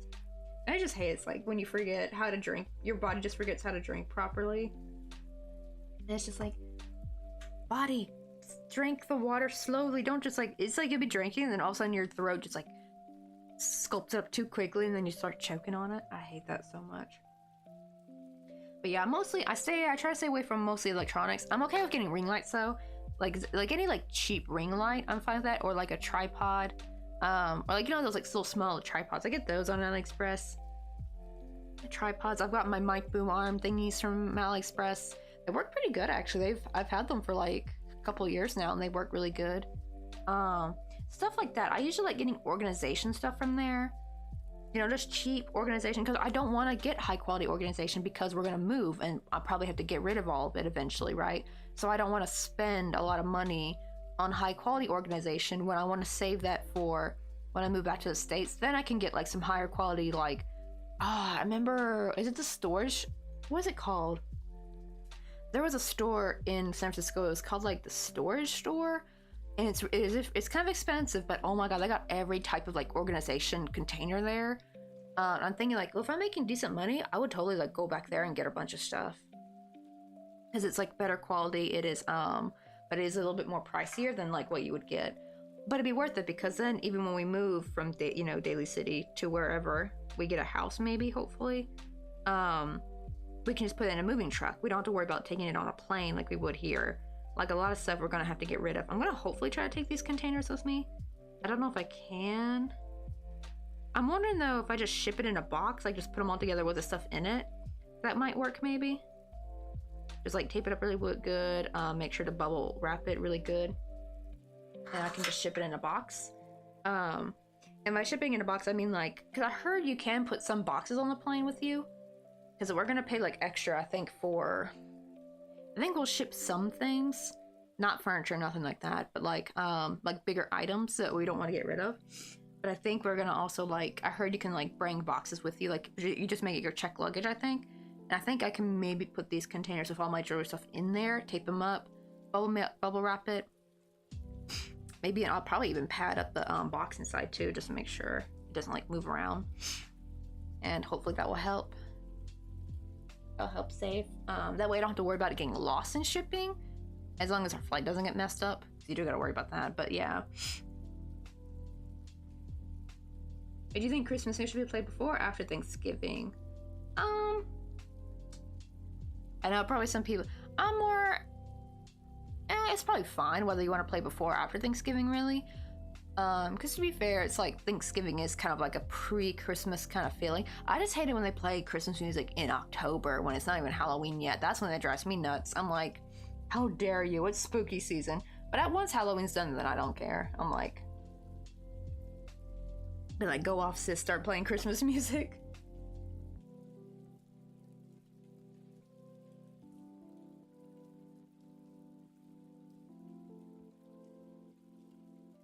I was gonna say, like, why did Mr. Coffee text me? And it wasn't. It was one of those, like, sticker channels. Like, hey, new sticker uploaded. Or, like, go buy this new sticker in the shop. Like, oh, okie dokie.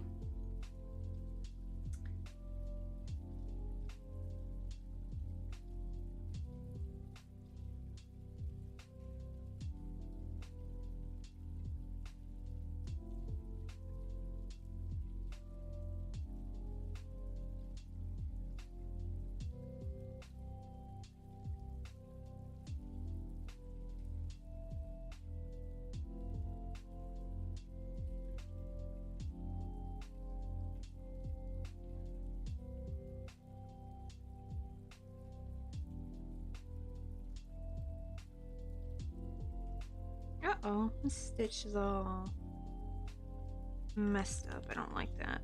Let me fix it.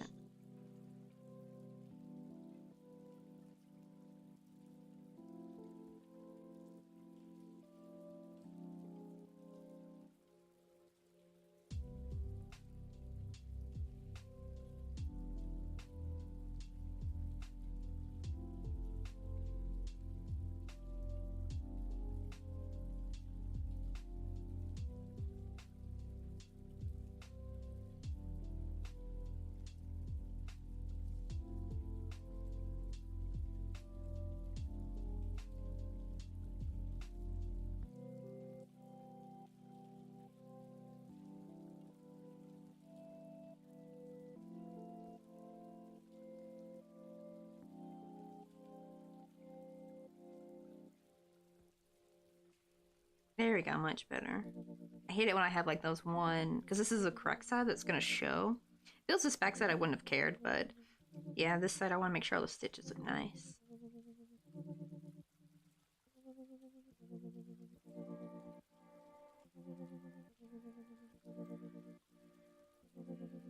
I might take a break from this and maybe we start making some lollipops.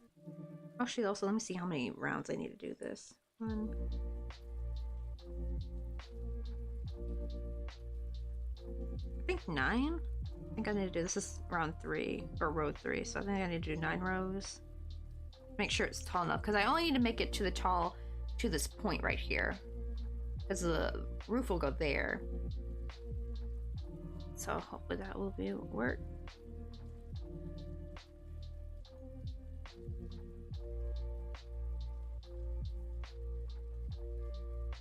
Wait, am I allowed to play Christmas music now since I don't celebrate Thanksgiving? I think so. I think that's fair, right? Because, yeah, if you kind of think about it, the rest of the world, like, they don't celebrate our American Thanksgiving, obviously, right? Because they usually have, like, their own Thanksgiving at different times. And like Korea's one is Chuseok, and it's usually September or October, and this year was September. It was a bloody hot Chuseok, that was for sure. Because like usually it's like that's when the weather's kind of nice, that nice crisp September weather, right? Like, well, not crisp, I guess. It's more chilly at night, but like feels nice and warm, but not too cold during the day. Not too hot, not too cold. It feels great. You still go out in a t-shirt and shorts, but it gets a little chilly at night like that. But no, it was not like that. Not like this year. It was hot and muggy the entire time. It was the same as August, honestly. Oh, really? So actually, Australia doesn't have any form of Thanksgiving. Oh, because yeah, I've noticed for like, if you think about it, like most of the world, like I know America's Thanksgiving was, I guess it was still part of a harvest, but like it was more of like a treaty between, was it a treaty? Like it was just like an agreement between, I think, the Pilgrims and the Native Americans. But for the most of the world, they have like their own Thanksgiving, but it's more of a, like a harvest. It's like celebrating the last harvest of the year. That's what like Chuseok is basically. Like, oh, let's help. There's like an abundant harvest. That's where everything, you're getting ready to get ready for like the winter, like making stuff to store away in winter. Like I forgot when Kimjang is. Is it Kimjang? I think it's when all the ladies get together and start making kimchi. Oh man, if you think about that, probably that tradition's gonna die out pretty soon actually, because most younger people, they just don't have the time to do it. Like with with corporate life, you just have to get kimchi from the store now. Like I guess when the older generation passes, not many people are gonna be making kimchi from at home anymore. It used to be like this cute little thing where everyone in the neighborhood, all the ladies in the neighborhood get together, like all the young and old get together. Like the older ladies would teach the younger kids, and like the adult, like not old, but you know what I mean, like young adult women, like they would help out, and they would just all get together and make kimchi. And apparently the whole neighborhood would smell like kimchi. But yeah, it's like I feel like that is gonna be kind of a dying tradition. Like some people probably will still do it, but it's not gonna be like as big as it is still big now. I'm not a very thankful bunch. That's true. I guess it's like, it's weird to call it Thanksgiving for other countries, because it's not really like Thanksgiving. It's more celebrating the final harvest of the year. Because I've heard other countries have similar like holidays, kind of like around the similar time, like Chuseok. They're much more similar to Chuseok than they are like the American Thanksgiving. That one's a bit different, but they're all like usually harvest related in some way. So I imagine for most parts of the world, like, right, like that final harvest is like kind of important, right, especially if you're getting ready for winter. But I can see like some regions, right, like they're not gonna oh, that's right, I forgot, y'all's thing is like y'all are reversed. Actually, it's about to be y'all's summer. That also make, like, yeah, I don't know, were there any like, not like a big holiday, but were there like any like little events or anything like back in the olden days of like around a harvest time, anything like that? That'd probably be the closest thing you guys got to like a Thanksgiving, if they had like little events or something like that. Oh, that's probably why. Right? Yeah, just things just grow year round. Oh, that actually makes sense. Yeah, so it's probably from probably countries and regions that are like similar to that of the States and like Korea, because Korea has like, what do they call it? What kind of like biome is Korea? Probably places like that. Places that have like the 4 seasons probably have, usually their societies would have some kind of like event or celebration of like the final harvest of the year, because it was so how important it would be. I don't know, is it temperate maybe?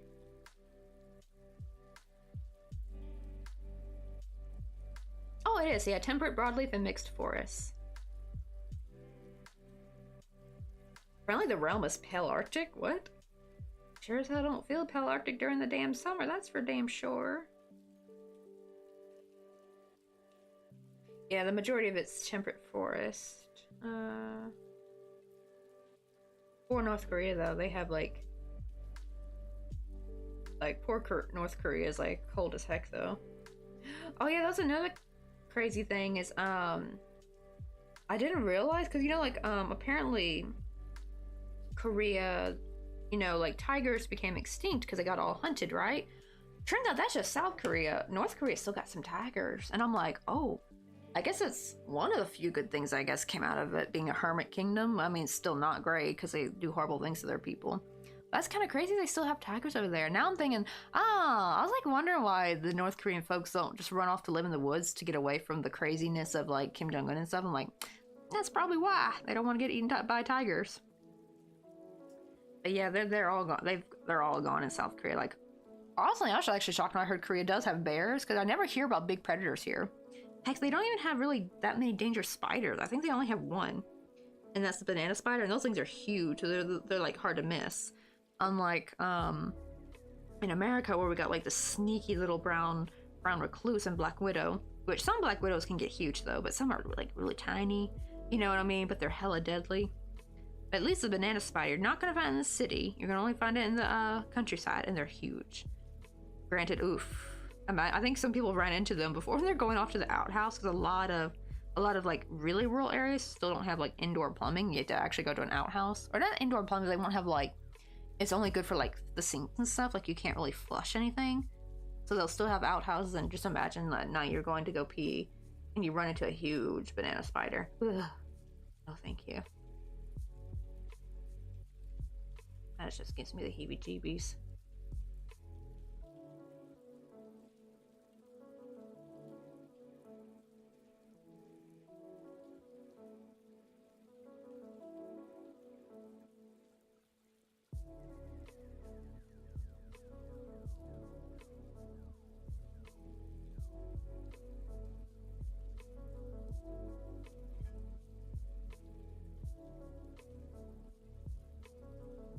Oh god, right. I do not want to meet one of y'all huntsman spiders. I know people say they're not that bad.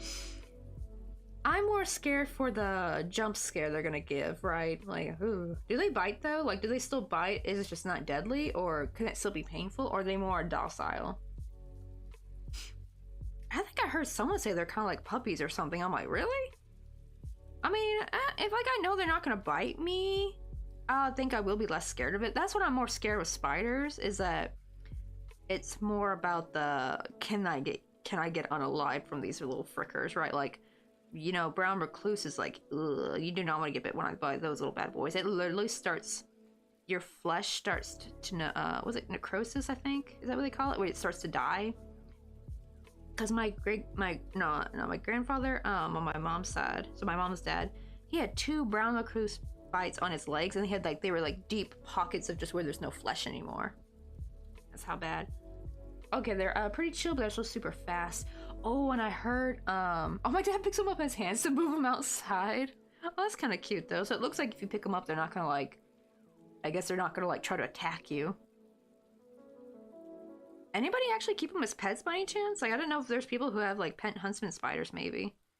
I mean, they probably make a pretty chill guard spider, right?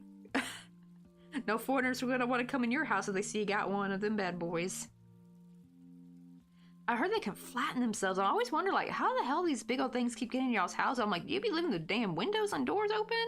But turns out no, apparently they can flatten themselves and get through cracks, and I'm like, yikes. Like, that terrifies me more, because I'm just like, bro, no place is safe, because like you can't like completely fill in every crack of your house because it needs ventilation and stuff. That's probably where they come through, I bet. Yeah, that's what Flare Bites told me. They said that she told me they flatten themselves, and so that they're able to get under doorways and stuff. I'm like, bro, oh my god. Like, I thought people were just like leaving the doors open carelessly or something. I'm like, oh, so that's why.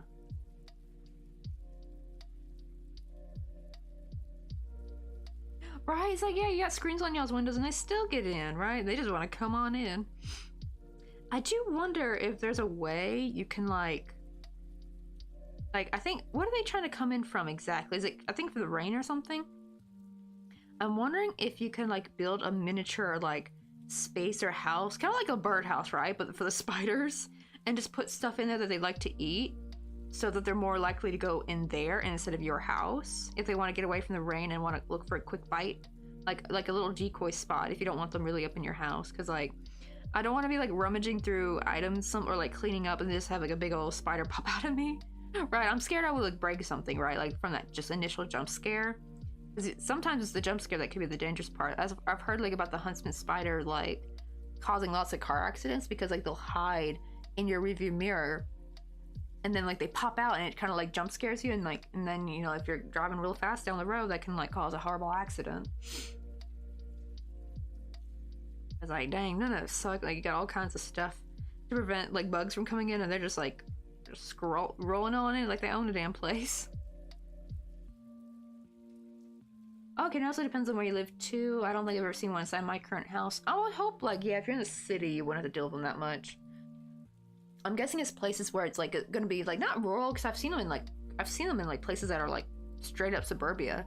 But I guess if it's like a very like foresty, like very like lots of vegetation around, then yeah, you probably gotta deal with them.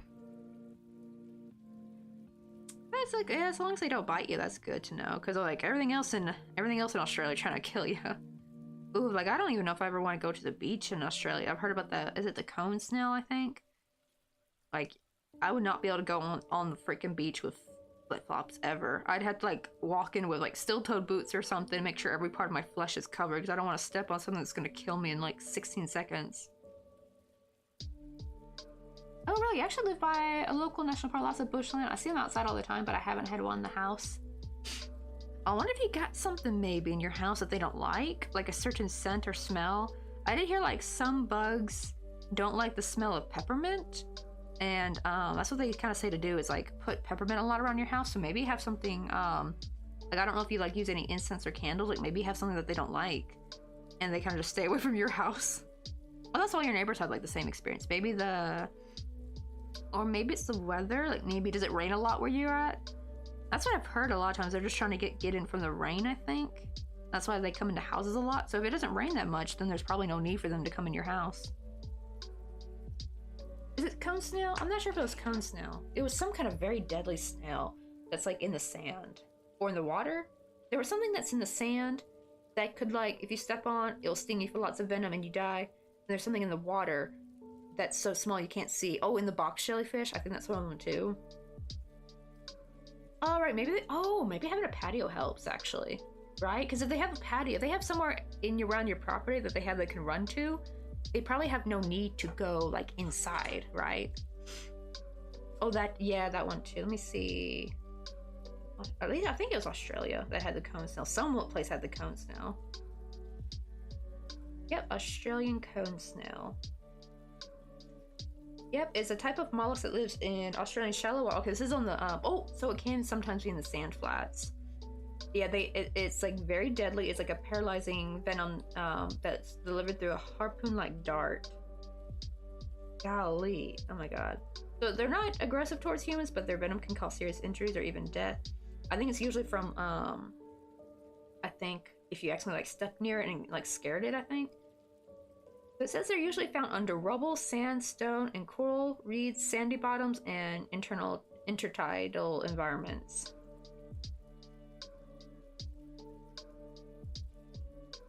It says, yeah, never pick up a one, even if it's washed up on the shore. The tooth can reach all parts of the shell, and the living animal may still be inside. I'm guessing it means like no matter what area you pick it up, it can still reach you, I guess, to like sting you. But yeah, it's this little bad boy right here. Dang, he looks so unassuming too. That looks like any other shell you'd find on the beach, right? Damn, I wonder how many kids have actually gotten caught up by this bad boy. Like they're just like out looking for shells. I don't know, is that a big culture in Australia? Like going looking for shells on the beach? I feel like in y'all's area it might be a no-no of all the things that can kill you in the sand, right? Damn, I think I've had I've had shells shaped like that. I don't know if it's had that same pattern, but damn. Like, I would have thought nothing of that. Oh, yeah, I think that's a little harpoon thingy that gets you right there. I think. I'm not positive. Right. Oh, yeah, I'm mostly concerned about the snakes. Funnel web spiders. Ooh, I think I've heard of those. Oh, I really only one recorded death back in 1935? Wait, you mean for the cone snail or for the blue ring octopus? I mean, that's pretty good. I think because I've had a few peeps in here from Australia, and they said when they're kids, they like really teach you a lot. Like they make sure you know how to swim. They make sure you know how to look for like wildlife to look out for, how to handle it, and like steps to do. Like they kind of drill it into y'all's heads at a young age. all the dangers you guys got to be prepared for. I'm guessing, like, did they do that in y'all schools, I'm guess? Oh, that was really common? Okay, that's good. Oh, wow, so only one, okay, I'm thinking, like, tons of people are dying just from, like, actually pick them up as shells or something. Because, like, in America, going on the beach to look for seashells is, like, a pretty popular pastime. It's just something you do when you go to the ocean, but I feel like I would be too scared to do that in Australia because you never want to run into the wrong one. There was something else, though. It wasn't just the cone snail. It was something much smaller in the sand that could also deliver something similar. It was tinier, and that's how scary it was. I was like, I'm never wearing sandals on the beach or flip-flops. No, thank you. Okay, so yeah, the swimming is a very big thing. Yeah, especially if you got like tides coming in. And like, what's the other one? How do they call it when? Oh, riptide. Yeah, like riptides and stuff like those can get. We do kind of teach that for like kids who live closer to the beach. You don't really get that drilled in. Like for me, like I'm from the like inland area, so they don't really teach you much about that. If you think about it, probably the most people who die from riptides are probably tourists and stuff that don't know about how to deal with them. Because usually kids who grow up near the beach, usually they'll have courses in their schools that will teach them about the safety of it. But us touristy people, we're just like, if you don't know about it, you're just kind of shit out of luck. That's good. Yeah, like teach kids like just leave things alone.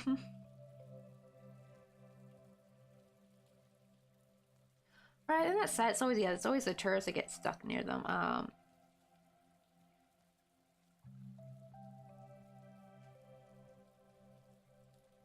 But that's most of the people that live near the beach. Okay, so like if you're like, cause I know there's places in like Australia's huge, so there's like tons of you that probably live inland, right? That probably never get that much drilled about it, because they're probably thinking you're never going to really deal with that.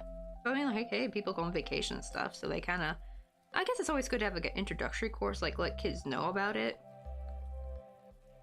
But yeah, I can imagine like the closer you live to water, the more they have to drill into the kids' heads and stuff, like how to be safe.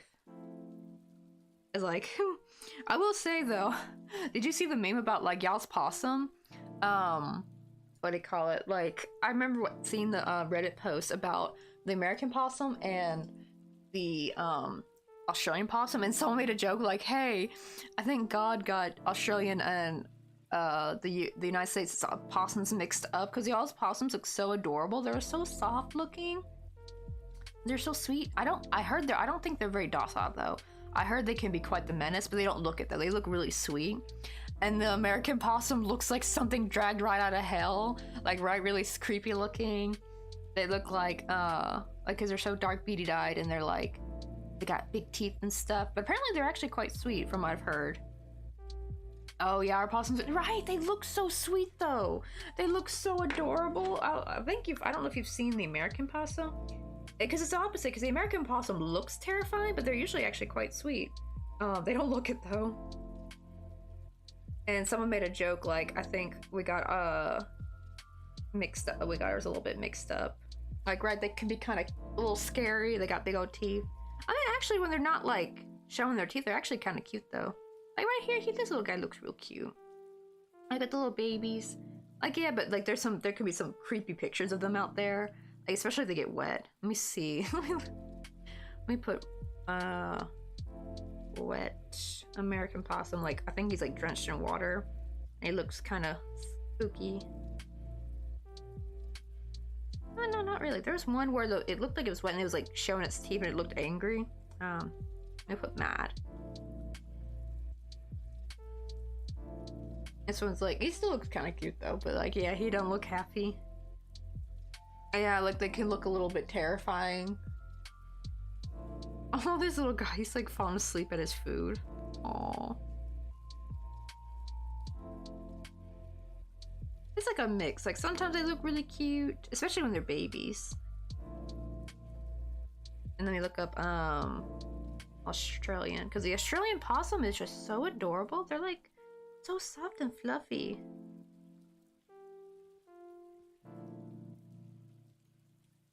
Like, it almost looks like a chinchilla a little bit, doesn't it? Like, they're so cute. They're so small. Look at them. But I guess they're a menace.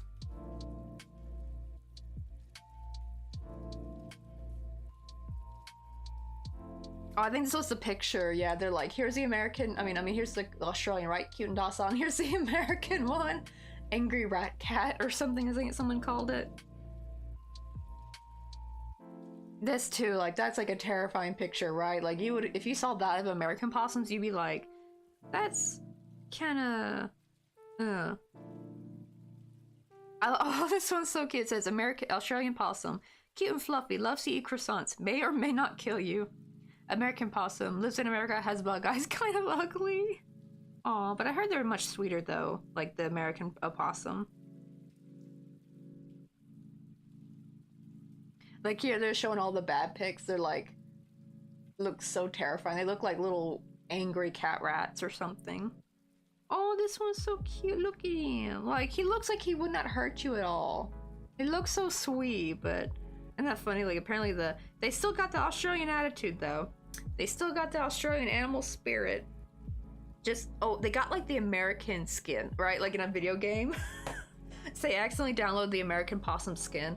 Like, the skins got mixed up, but the personalities were downloaded correctly. In our little simulation of the world. But yeah, one thing I've heard about opossums though is apparently because of their body temperature, at least the American ones, they can't hold the rabies thing, and that's actually sadly the biggest misconception is people think they're gonna bite. If they bite you, you're gonna get rabies or something. They actually physically cannot have the rabies virus due to the temperature, their body temperature. Like the rabies virus can't survive in their body, so they can't be carriers of it. And I've seen some sweet. I've seen some people take in an opossum, like one that got like maybe hurt. Like injured on the road, and they take them in, and they can't, because of the way their injury was, like they can't be put back out into the wild, or they'll just like die. So they take them in and just, you know, raise them as their little pet for the rest of their lives, and they're so cute looking. They're so sweet, and apparently they're like really good mamas too. Yeah, they do look right. The Australian one looks real sweet, but oh, it's like probably those kids, right? That look sweet, but they're actually like little terrors. So how many rounds did I do? 1, 2, 3, 4, 5, 6. This one's number 7. I think after this panel, I'm going to switch to making some lollipops because I'm so tired of working with brown yarn. I want to work with a different color.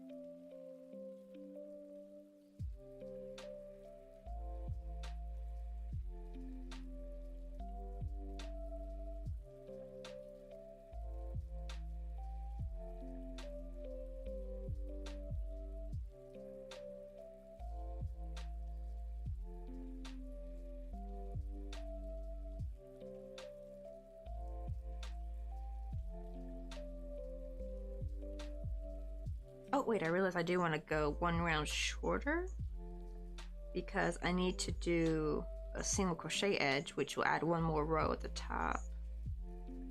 So let me see.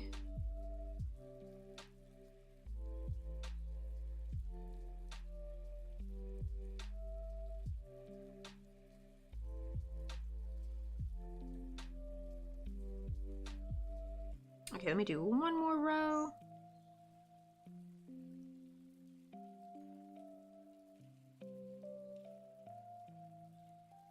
And then, so instead of doing 9 rows, I'm going to do 8, because that 9th row will be added with the single crochet edge.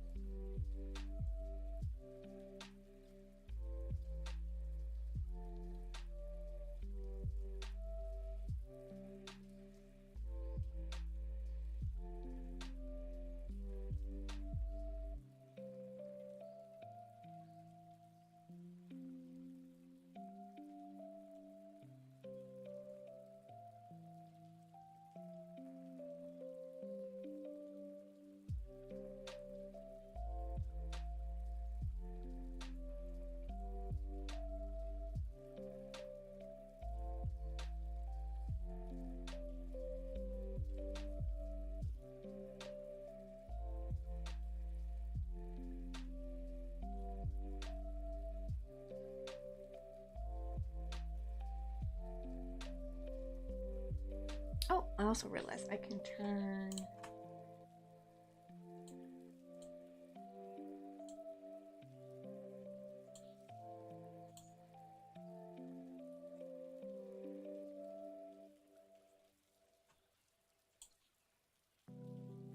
There we go. I turned the sour balls name back on because I finally got a new box.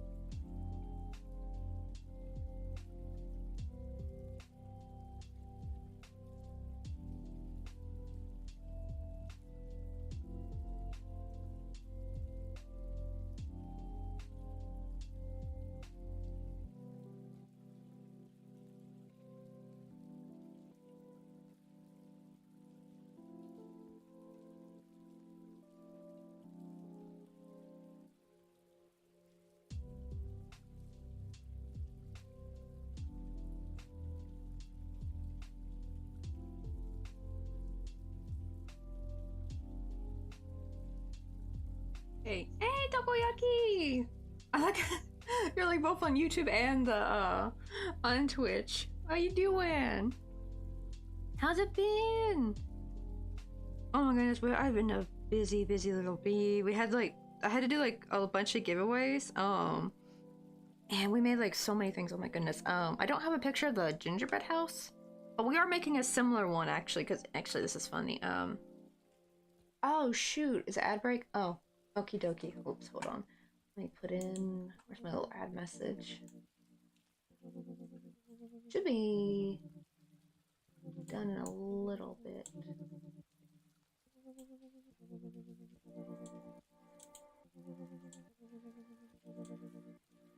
Oh, you got that? Okay, you're back from the ad. Oh, good to hear. I was about to say, because like, I want to show you some of the stuff we made. Oh, and okay, I made... You know my little tiny molong, right? The little bunny with the strawberry? I finally made one with plush yarn, and oh my god, well, the strawberry's not made with plush yarn. I had to just double up. Funny enough, it's actually made the exact yarn. I just realized that's made the exact yarn on the small one, but that's a single strand, and this is like 2 strands with a much bigger hook. But I did kind of fluff that up a bit. Technically, it probably should have been 3 strands, but I used a bit of a bigger hook just to kind of like stretch the yarn a little bit. Because I hate splitting the acrylic yarn, and so I was trying to use as much as little as I could. But yeah, this is what it'll look like. The pattern will look like basically if you crochet with plush yarn, because I've had people think that it's too small. It's like, no, it's only small if you crochet with thread or like the thin yarn. This is what it'll look like when you crochet with plush yarn. But I made it for Yeonseo, my little niece. Oh, also we grabbed pictures of her, what do you call it? She had her doll, her first birthday. Where's Cacao?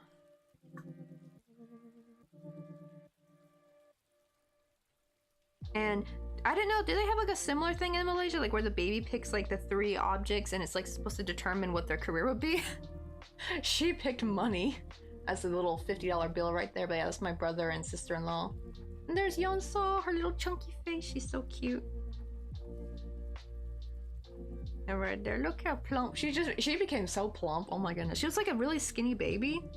But yo, she packed on the weight real quick. I love like, where's the picture it's showing her? Oh yeah, like it's showing like, they have her sitting, but like actually her mom is right there holding her up for the photographer to take a picture. She's like sitting there covered by flowers. There she is right there. So cute. Okay, I guess it must be a Korean only thing. I didn't know if they had like a similar, because I always hear like how one country will have this tradition, but that turns like actually other countries will have like a very similar thing. So it might just be a Korean only. But yeah, they like see what they're gonna get, and we had to make Victini. Oh yeah, I can probably post a picture now actually. Where's Victini at? I made this little Pokemon, and I made him with the little Pokeball coffee cup. He got like a bunch of like little things. Oh, say hi to Takoyaki, your boy's here. Hi, Taco. And Mr. Coffee has a 4-day weekend.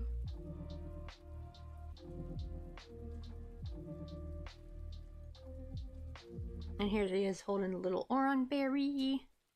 Here he's holding a little candy cane. It's hard to see because of the brightness.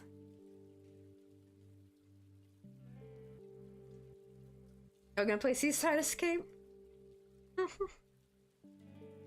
Oh, make sure to double check it's not the locked, checkpoints locked or anything. Don't be like me, playing a game for a long time and then realizing I'm not making any progress.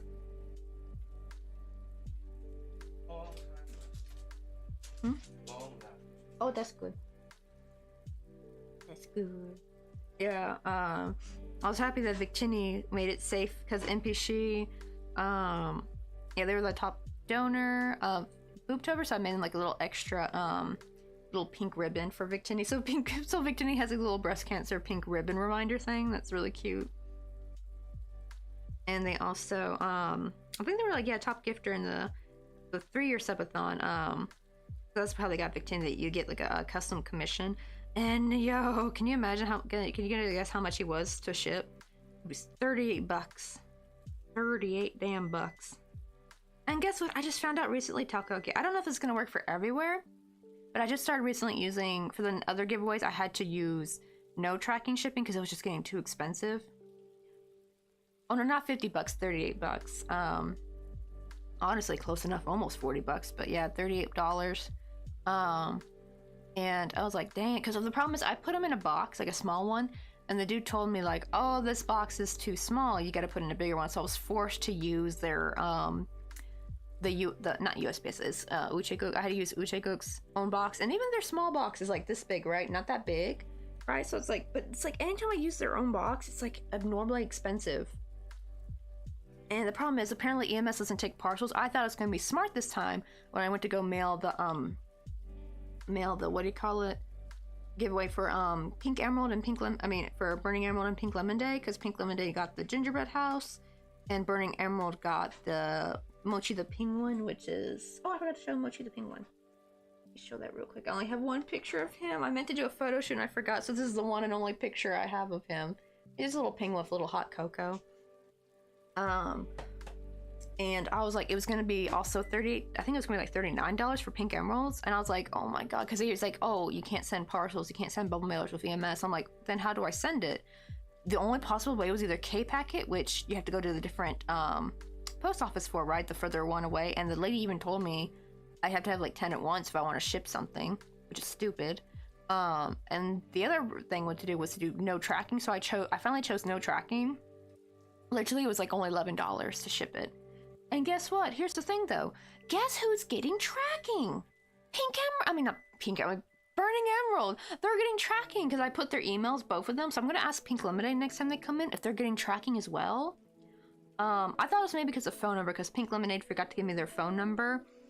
So I just decided to go ahead and ship it. Hopefully it'll be. I do have their email, so hopefully that's enough. But yeah, Pink Lemonade said, Burning Emerald said that they're getting tracking not from their phone number, but from the email. So I don't know if that's just a Royal Mail thing.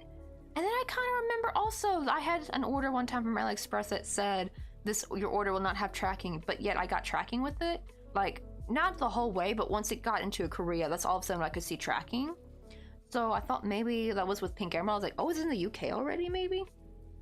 So yeah, actually this will be better because the problem with EMS is that they have to sign to get the package. If not, it goes straight back to the post office where they got to go pick it up later, which it was so funny because MPC says, oh, that won't be a problem because like they're usually home most of the time. They hardly leave the house. Guess what? The one day that they leave the house for an hour, that's when Royal Mail decided, hey, it's time to go send to this dude's house. And it's like the one time he wasn't there, so he had to go to the post office and pick it up. Isn't that funny? You pay extra just for a whole, like, bunch of extra problems, it seems like. Hey, Possessed Cat, how you doing?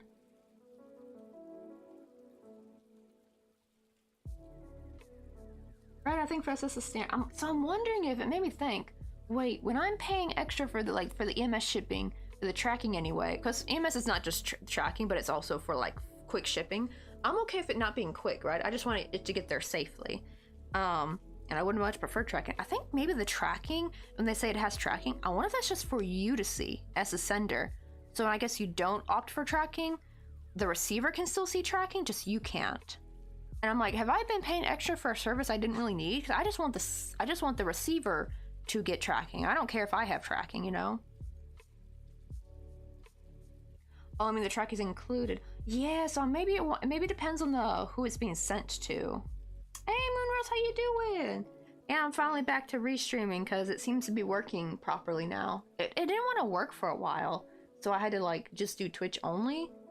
It seems like it's back to working. How's the quality on the YouTube side? Is it okay? It's not lagging or anything? I was having some trouble with it, so I don't know if maybe they were just doing something. Like maybe they were updating something a while back. I've had one time where Restream didn't want to work at all for a while and I had to quit. Give it a couple weeks break and I just get back into it and it's like no problem at all. I've ordered stuff from Amazon and I haven't gotten the tracking yet. Ooh, so I guess maybe it depends. Because I could have swore there's times where I've ordered something and I got the tracking, even when it says there will be no tracking.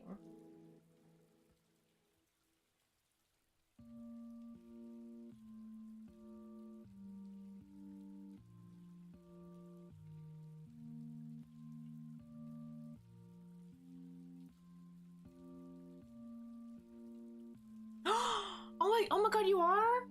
Like this December? We gotta meet up! Oh my god!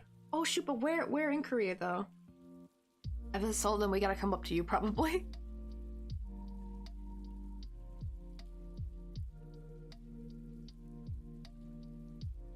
Let me see. Oh wait, you're coming down to Busan? Okay, oh thank goodness, right? You're gonna feel it's probably a lot warmer here too. You're gonna be shocked. When you're in Seoul, like it's chilly here, right? But oh my god, last evening was kind of warm a little bit. Like, it's chilly, but as soon as you start walking around, you get hot. So you're gonna feel like you're gonna be in Seoul. Well, I don't know, because it will be December, so it might be a bit chillier here. Because right now, what's the temperature right now? I guess 12 Celsius. Wow. It did get down to 8 last week, so it might be like 8 Celsius. But usually Seoul is a lot colder. I remember like this April, not this April, but last April, I went to go visit my family, right, for like the majority of, I think the first 2 weeks of April. So it was already mid-April when we came back, and it was so cold in the airport, like near the doors and stuff. When the doors were open, you would just feel the cold, frigid air coming through. Granted, probably Incheon is a little bit colder than Seoul, probably because it's like a little island, so it's getting all that cold sea air and everything. And it was April, it was mid-April, and it felt like winter still. I'm like, damn, is this still cold here? And as soon as we go down to Busan, it's hot as heck. It's like, it's the big difference. Right, oh, any particular character you want me to make you cut? Because I was actually thinking I need to make you a Christmas gift takoyaki.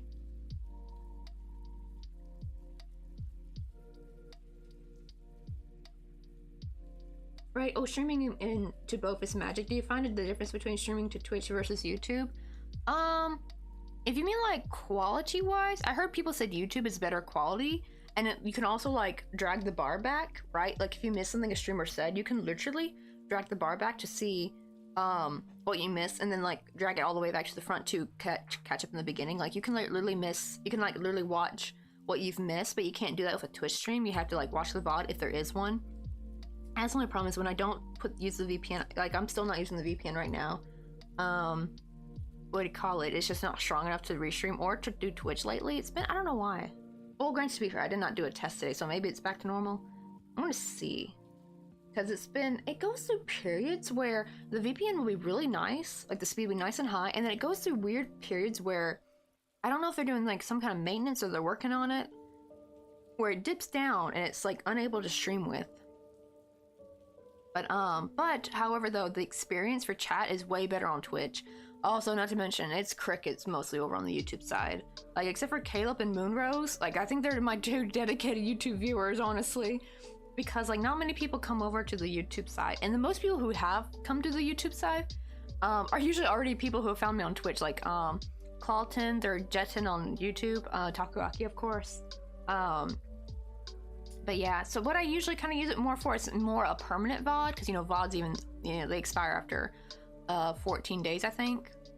And sure, yes, I could download a VOD and upload it. I have tried that route. It is painful because especially long streams are such big files, and I gotta convert that, wait for that to convert, and then upload. And even then, after you convert, it's still like a very large file, and then gotta upload that. And that kind of like, I don't want to do that to my regular YouTube. I had a second YouTube I was doing this to, where I was like just making it an archive for Twitch VODs, but it would be such a painstaking long process of having to wait for stuff to upload. And it's just because if I upload to my main YouTube, that's going to go in the video category, and that's going to push down all my crochet tutorials and videos and vlogs, right? So, but when I stream it though, with Restream, it stays nice and separate in the streaming category. So there's a nice little VOD, but it's not bulking up the video section. I do really like how YouTube finally made it where the videos, streams, and shorts are all nicely separated. Like, I love that they did that. It should keeps everything just so nice and clean. But yeah, as far as like trying to grow on YouTube, it's crickets over there. I think that's just for crafting though. I think you can still probably grow if you do gaming. But I think it's because there's not a huge crafting streaming community on YouTube. Like, they don't, because YouTube doesn't have things like raids. I mean, they have live redirect now, but it's so different. It's not as simple or easy. And a lot of times you have to ask the other streamer beforehand if you can like live redirect to them. So it's not, there's no like element of surprise.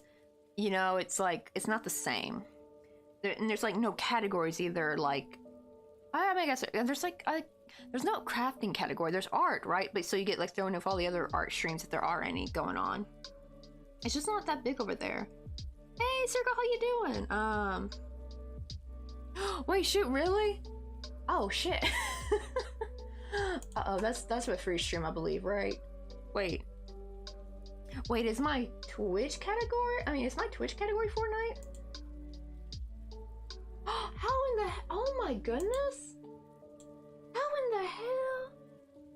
It's always been, oh, you know what? I bet that's because I made Restream. It must have done something. Wait, does that mean my oh, it must have messed it up. Oh, probably why the viewership was so low today. Like I had hardly anyone at the beginning. What the heck? What the heck? You're the first person to let me know too. Here we are, nearly 3 hours in. That's definitely Restream, because I did nothing to change all I did was change the title today, but I did decide to re-implement Restream. Oh my goodness, hold on, where's Restream, man? I gotta fix it. Oh my god. Restream. Where is, oh, I want to pause that.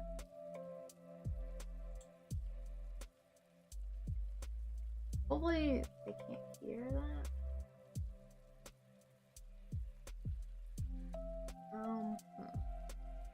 Where is YouTube edit?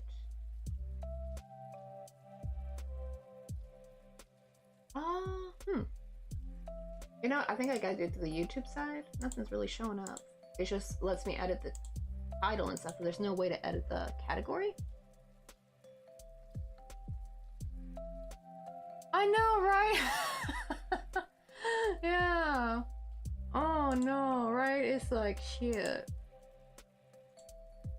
Yeah. Does that mean no? But my last that's the thing. I have not even streamed Fortnite in a long time. So why But I've been restreaming for a good bit. Like, I think I only been stopped restreaming for, I think, like 3 weeks, I think.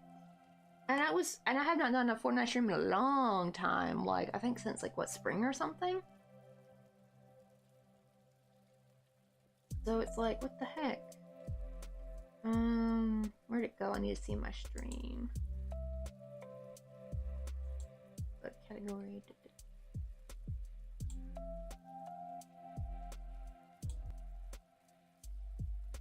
I do like how it lets you edit your info while you're live, because that would be sucky if you couldn't. Okay, where is category?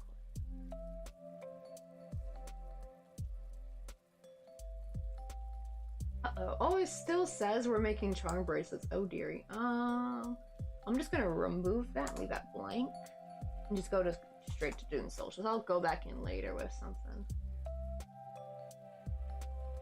Oh, I need to have a different song. Oh no, what chill hop song am I playing? You know, I'll go back and change that later. No one's really much on the YouTube side anyway. Go back to Crochet Coffee. That's the playlist I want. Where is the gosh darn category? I don't see it. Did they get rid of category for streams? I don't see it anymore. It used to show like art, music. I am not seeing that anywhere. Where in the hell did that go? Okay, there it is. Okay, it's a how-to and style. I mean, maybe change to art. I always put it as how-to and style, but that's more for my videos.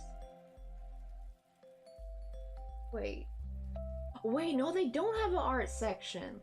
I thought, you know, listen to this, guys. Look at this. They only have action and vehicles. No, auto and vehicles, comedy, education, entertainment, film and animation, gaming, how-to and style, music, news and politics, nonprofits and activism, people and blogs, pets and animals, science and technology, sports, and travel and events. There is no art section. Why in the hell is there no art category?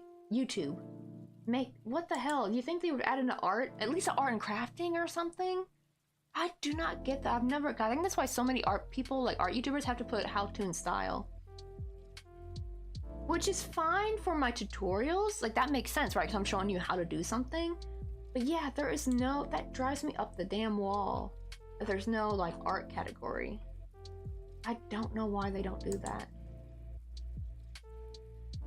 You're right, that's the thing I hate about with YouTube. It's so, not YouTube, but YouTube for streaming anyway. It's just so hard to grow because you don't got the proper categories to, like, you know, show what you're doing. Let people know you're doing an art stream. Right, if Busan's gonna be warmer, I'm happier. I can't with the cold. Yes. Oh yeah, Seoul is gonna be chilly. It's cold as shit. Oh, if it's not hard, can I ask for a mini thousand sun? Oh, wait, let me Google mini thousand real quick. Is there any I don't know if they're all look the same or if there's like any particular one. Thousand sun. Space Marine. I think, is it this guy right here with the blue armor and the I'm not sure what, like the head plate thingy? I think this dude right here, right? Is that him? But I also see this dude here with horns. So I didn't know there was like a particular one you wanted.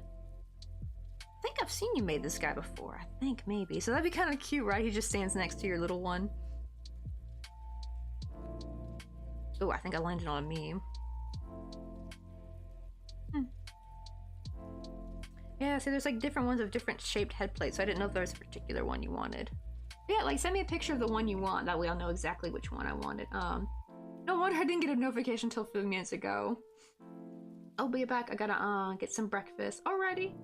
Let's see. But oh, and you're still watching some. Oh, I love Lucy. I wonder if it's on Movie Art 1, 2, and 3 because I'm finding some old TV shows on there. I don't think they have Laverne and Shirley though, so I'm a little bit sad about that. I mean, sure, yes, I can watch Laverne and Shirley on Pluto, but a lot of episodes are missing, and it's the same for if you get it on Prime. I was like, okay, maybe I gotta pay for it on Prime. Nope, it's the exact episodes that are available on Pluto.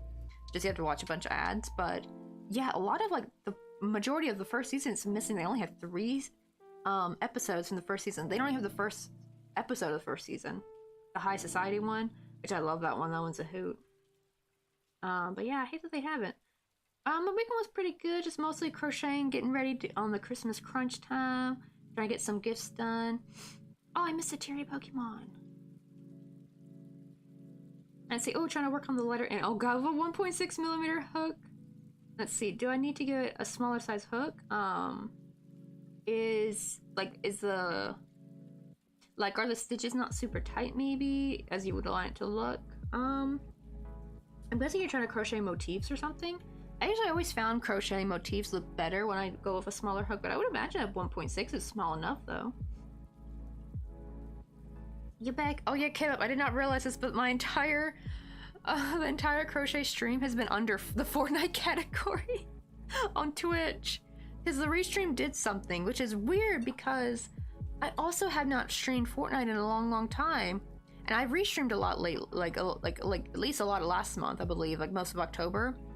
So it's like, what the heck? Where'd the Fortnite come from? How did it change to Fortnite? Because all I did was change my title today. Like, I usually leave everything else the same, like the tags and stuff. What the heck? Like, oh my goodness. Oh, I do need to play some Fortnite though.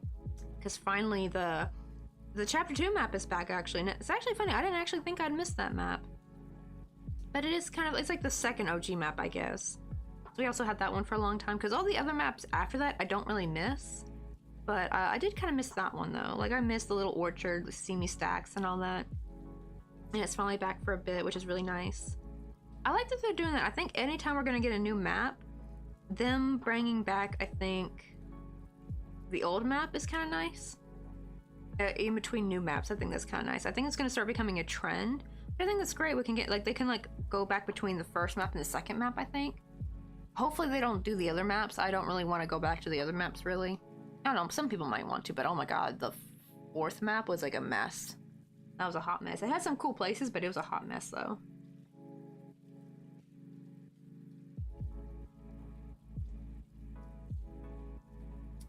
Let's see, we're almost done. I'm gonna like stop with the paneling and work on some like lollipops or something. I'm so tired of looking at the brown yarn. Even though I like this shade of brown, it's like I call it my corn dog yarn. It's perfect for things like pancakes, maybe not bagels. I think a lighter yarn would be better for a bagel. It's good for corn dogs, pie crust, all that. Oh, you're also the first hydrate of the you're the first hydrate circle. And don't worry, I've been actually hydrating throughout stream, just you're the first, like, redeem, by the way. But I have been taking sips throughout the stream. And also, we get to christen our new box.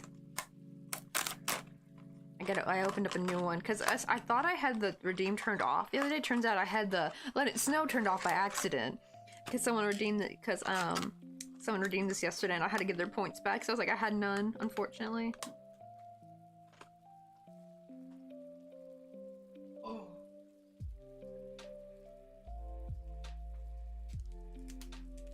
I know, right? A little knife emoji, you better be hydrating.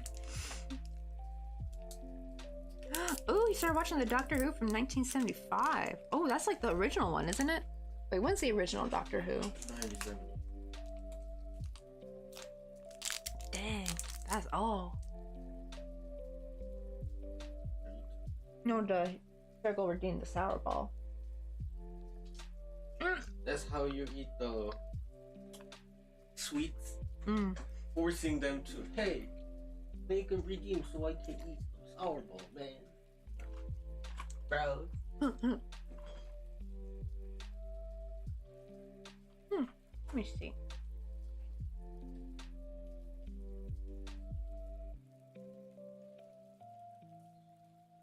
It's like 12 calorie. It's got vitamin C in it. They're more sour than sweet, though, I will say that. Oh, it's the fourth one? Dang.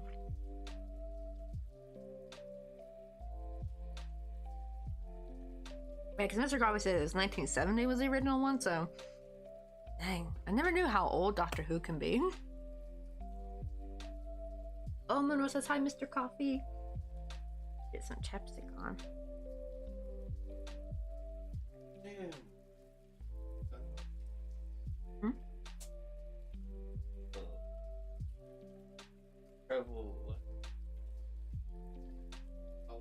Oh, it's not coming.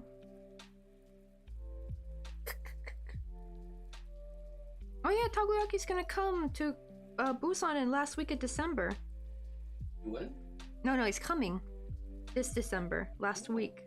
You get to meet Takoyaki. At first I thought we'd have to go up to Seoul to see him, but no, he's coming both Seoul and Busan. Yee! Sisters are coming. Oh, I don't think he has sisters. Does he?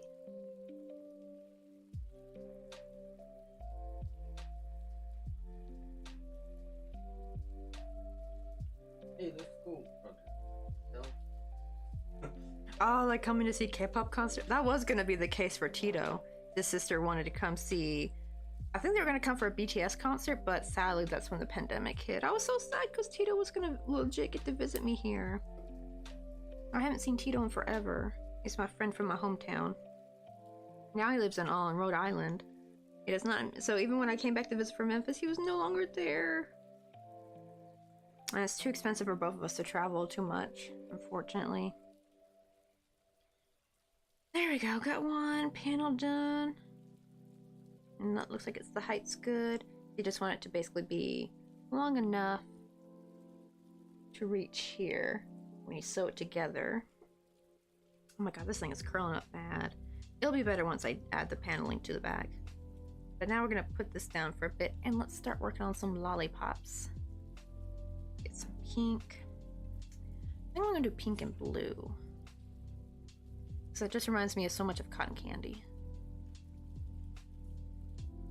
I think I did like a minty green one before, but I don't know, the white didn't pop up as much on the minty green as I would have liked.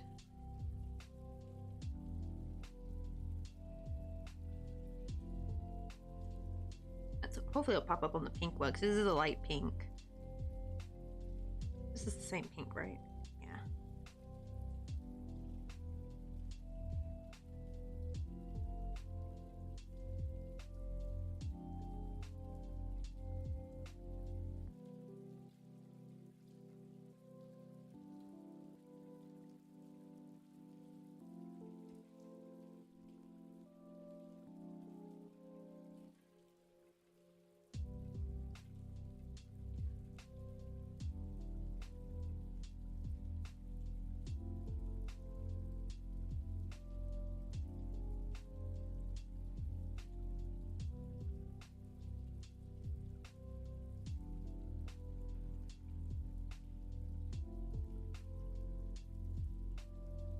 Now we like lolly brains. I do love a good lollipop though, they're so pretty. Like those swirly ones.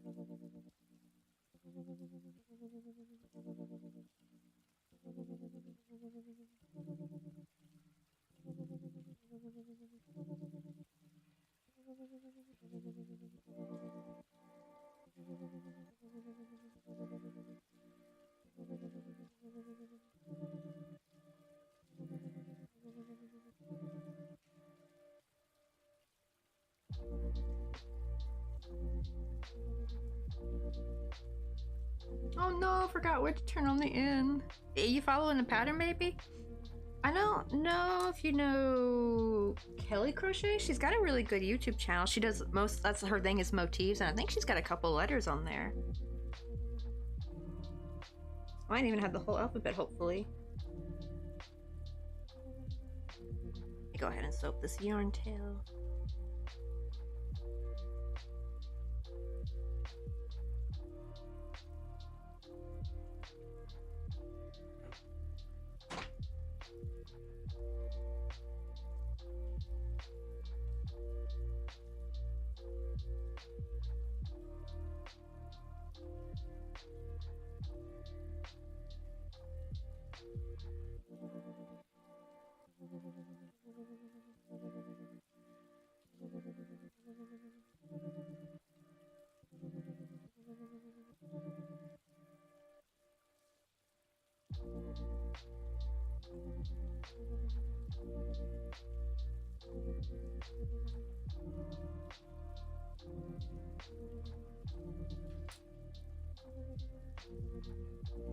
Let's see, right? Oh, gotta go check.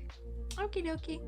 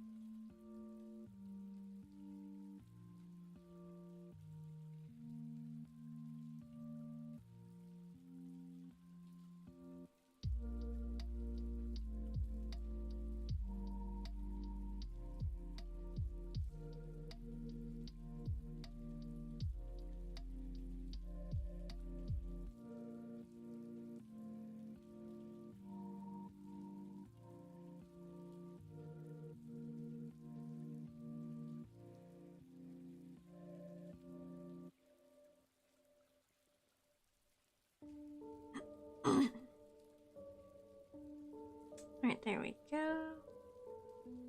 Got one ready. It's basically you just crochet a circle and then you just surface slip stitch.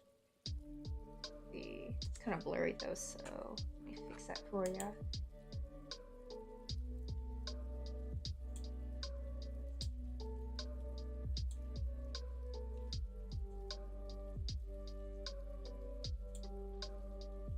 There you go, and I can see a little bit better. Yeah, that's how you make like a little lollipop.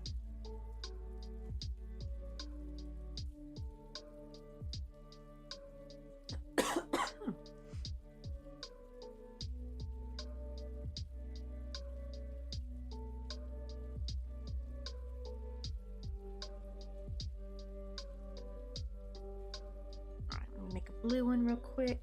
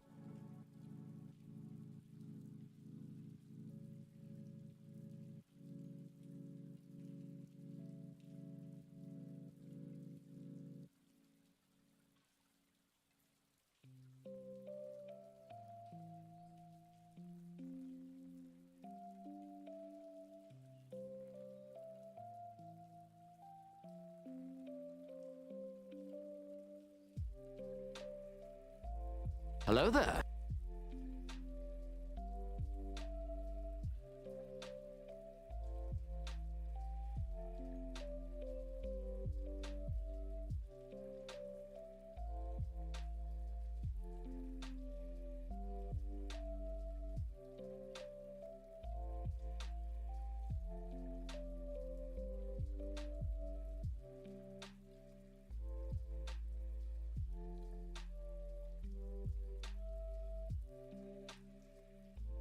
Oh, sorry, I had a wrong because another streamer on here I was kind of friends with was having their stream today. After breaking out, so I had to grab their attention with the with the TTS chatbot. Oh dear, but that went okay. But yeah, we're just finishing up some little lollies. Let me finish up this one last string, so I want to make sure I threaded enough so it doesn't come undone.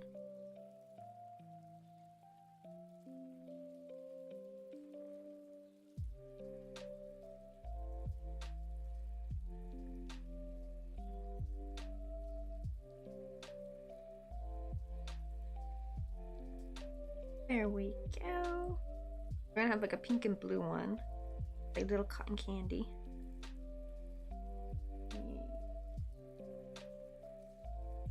Might make a green one maybe. I made a purple. I think I made a purple and green one last time. But yeah, there's the little blue one. And here's the little pink one. They're gonna be little lollies. I'll do the sticks later because that like takes glue and stuff. Yeah, that's how they're gonna look.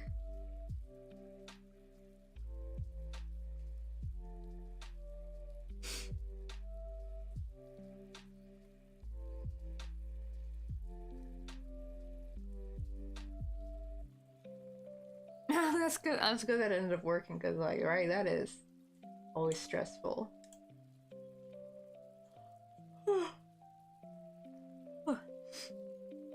Oh man, I need a nap. I think it's like the cold. Let me see. Oh, I don't got any more green. Got a little bit, but I don't think that's enough for a lolly.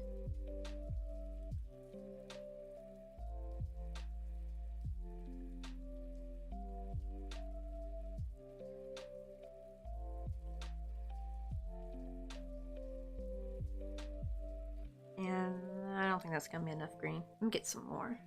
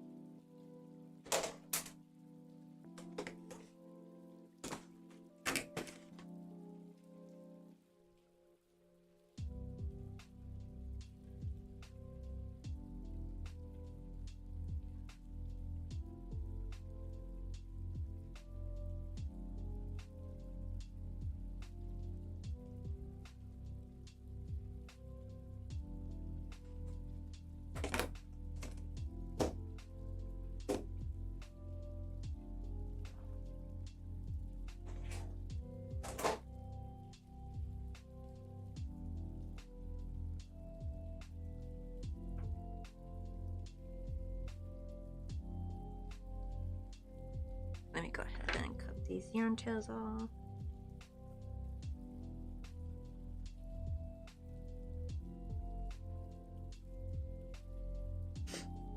Oh shoot, are ads playing right now?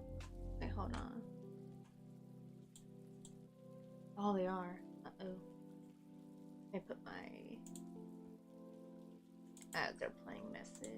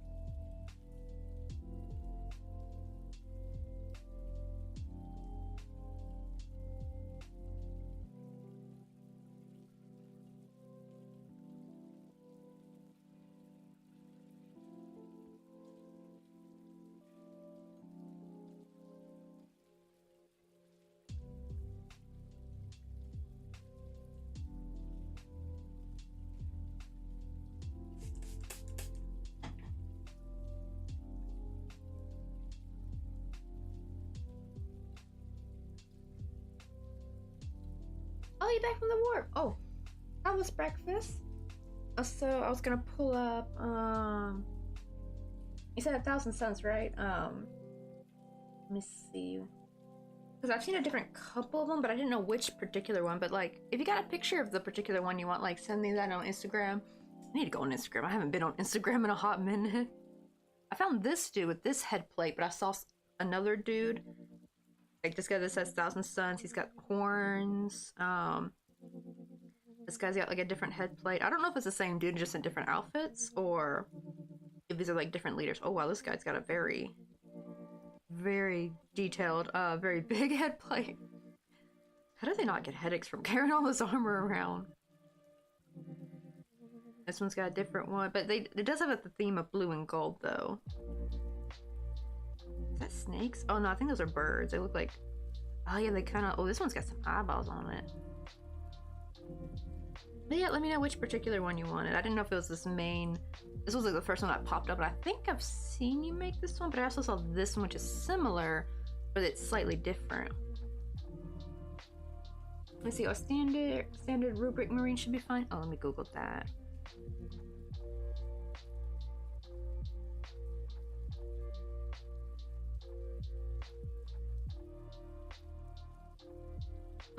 Okay, yeah, this guy with this head. Oh, yeah, it's got like the little skull on there, like the little bird skull. I think this is the one you're talking about, right? I need to find like a cartoony version of this. Let me see art. I found that usually helps like drawn versions. Oh, yeah, like this. Oh, this one doesn't have the skull though.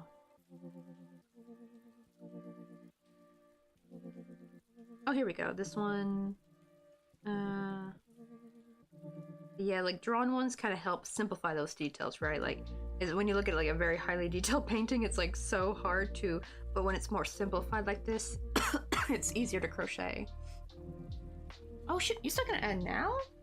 That's crazy. Ads just finished playing. I think it was a delay though, because to be fair, you kind of came in when ads were playing, so maybe, maybe it was waiting for you. Like it's just delayed, I guess.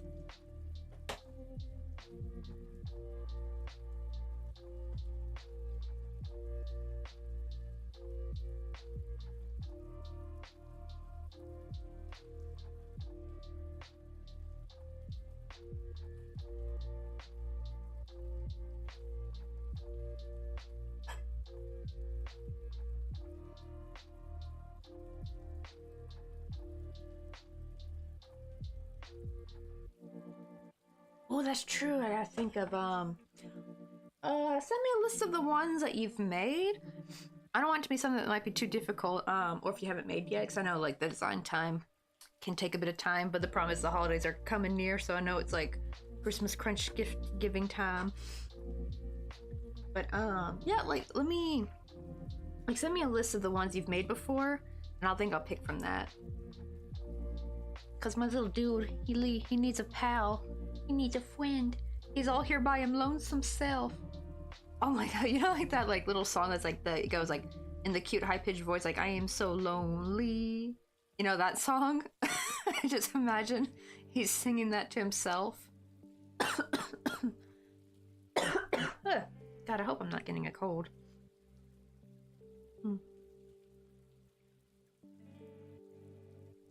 No worries, even if I haven't made it yet, I'll try to make. Okie dokie. I'm gonna go scour your Instagram and see the ones you've made. I forgot, what's the faction of the one you made me? Maybe it needs to be the same faction, because I was like, if it's a different faction, wouldn't they technically be enemies or something? Though I could always make them frenemies, maybe. Red, but the problem is a red one would be kind of cute though. Okay, so these Alpha Legion. What were the red ones? Tech Marines, I think. Or are there any factions that are buddies with other factions, or are they all against each other?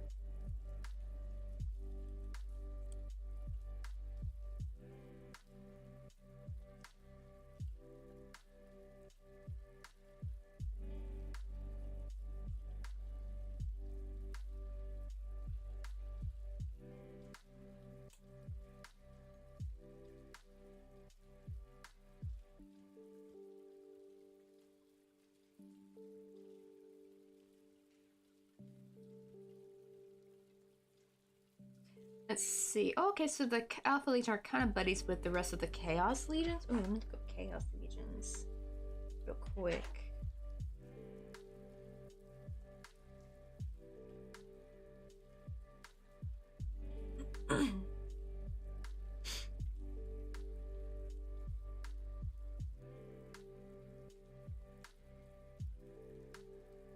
Well, they got a red one. Yeah, they got this red one in the middle.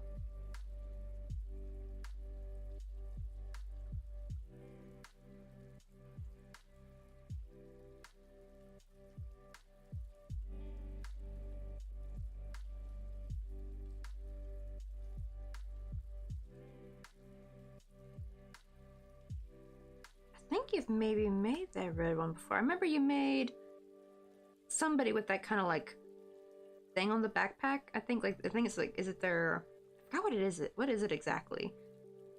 I don't think is it a jetpack? Is it like a battery? I always forget what is it they're carrying on their back. I think I've seen you make one like that, like where it's got like the two balls on the end. That one didn't look too complex. I like this one here in the middle, the little red one. So he is red and silver. A little bit of gold, but not, that's more than his, the gun that's gold. But his, like, armor looks like it's red and silver and it's got the horns.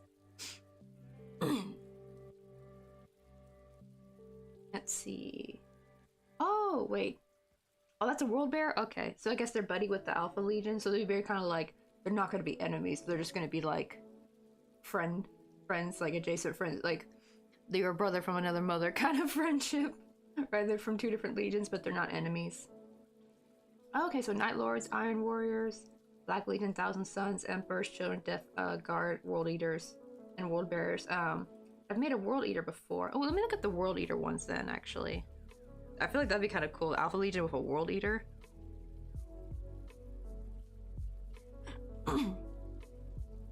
Oh, yeah. I think a World Eater would be good. Yeah, just show me which, I think, was it this guy right here you made?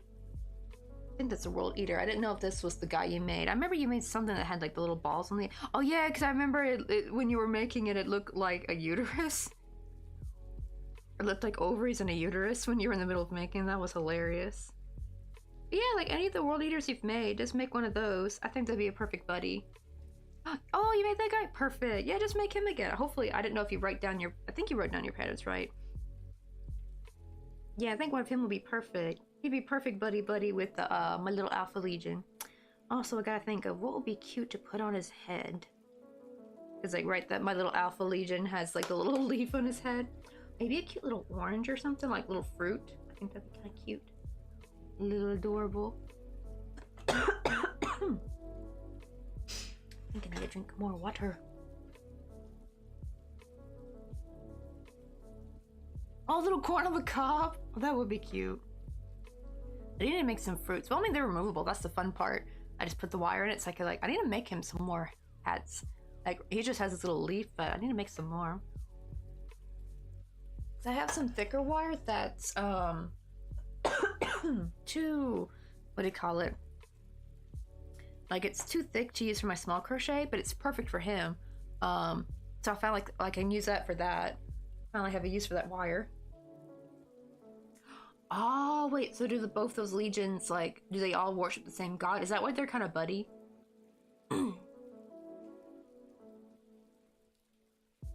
Oh, the name is called Corn. I like how it's spelled with a K, because it also kind of reminds me.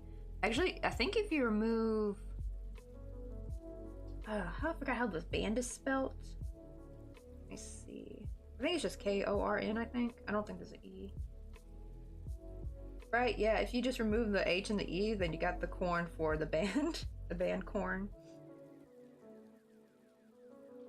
Oh wait, no, they don't worship the same god? Ah, okay, that's just the,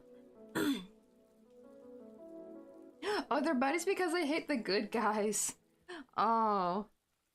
That's kind of funny, actually. Right, it's like, what do you call it? They're like, oh, we have a common enemy. Those goody two-shoe buttheads over there. Those little goody two-shoe little shits over there. We hate them so. It's like, what was it called? Like the funny meme where you see the two hands like holding each other, like what makes them come together, and it's usually something hateful.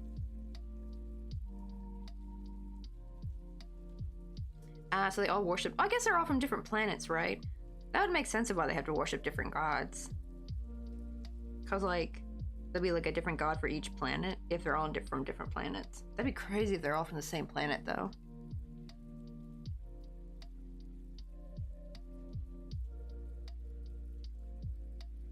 Like, are they even from like the same solar system? Like, are all the space marines, are they all like in the same galaxy? Or are there some of them from like different galaxies too? Right? Oh no, but it's a long story, I would imagine. I can only imagine how much lore is in 40k. I mean, it's so funny too, because I never realized that Space Marines were like, I think they started in the 80s, right? I've never heard of them before, so they've been building lore up since like the 80s. Let me see, when did Warhammer start? Damn, 1987. At least for Warhammer 40,000. I know there's like different Warhammer. Isn't that crazy? Never really heard of it until recently. I think those things see it. But the thing is, ever since you showed me it, I see it everywhere now, though. I never saw it before. But now it's like popping up in my Instagram and stuff.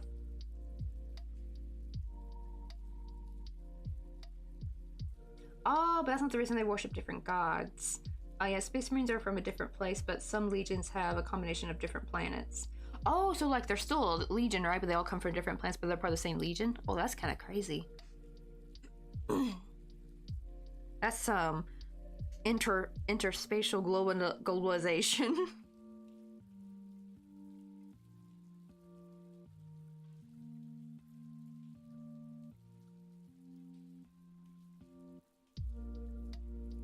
Yeah, one of these days I'll just send you instant shorts of the lore. Right, like the lore, I wonder how deep it goes too.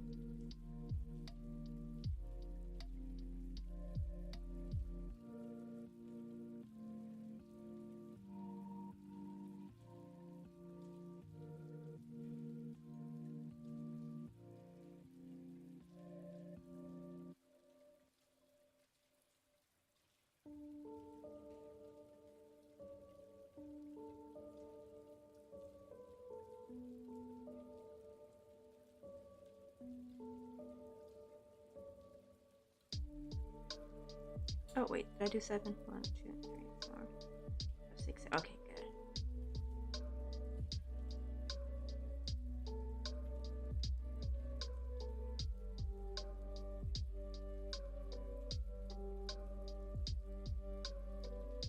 Let's see, but I'm gonna head off now, but all is dust. Alright, Takoyaki! Yeah, I'm gonna start saving up some pictures of the little guy, the Thousand Sun. Like, oh, making him a little mini. That'd be so cute, him sitting next to the original one you have. It'd be like the "Don't ever talk to me and my son again" meme.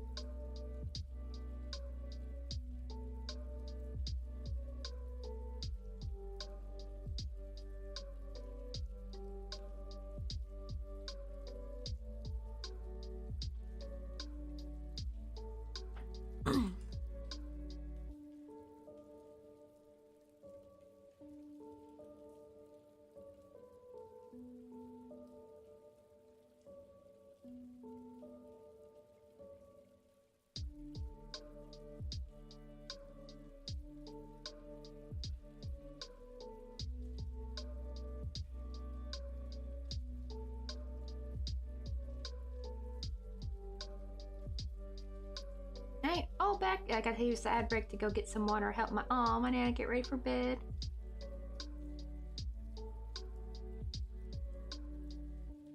I know. Oh my goodness, how late is it actually? Your time too. Let's see. It's like, oh wow, it's already almost 2 p.m. here. I'm trying to do one last lolly real quick.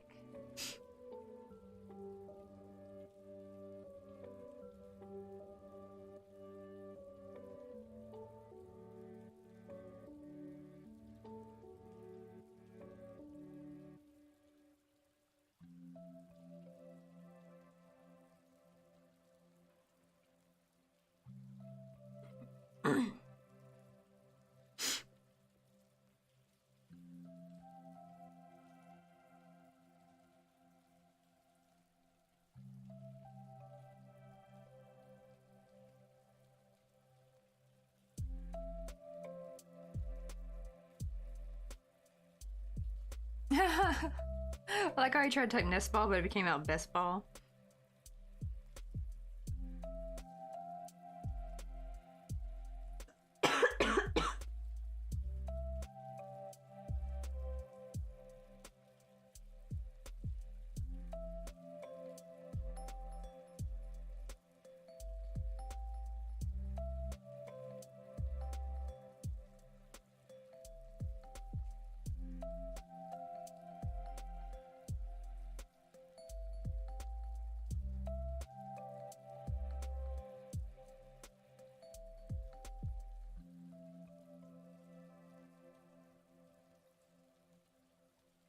Oh, I know, right? I'm almost so the spelling always funky. Hey, you got it! I'm not gonna lie, I thought this had scoliosis. I'm like, they got a scoliosis Pokemon? But no, it's Solosis? Solosis? Hope I'm saying that right. That'd be hilarious if they had a scoliosis Pokemon, though.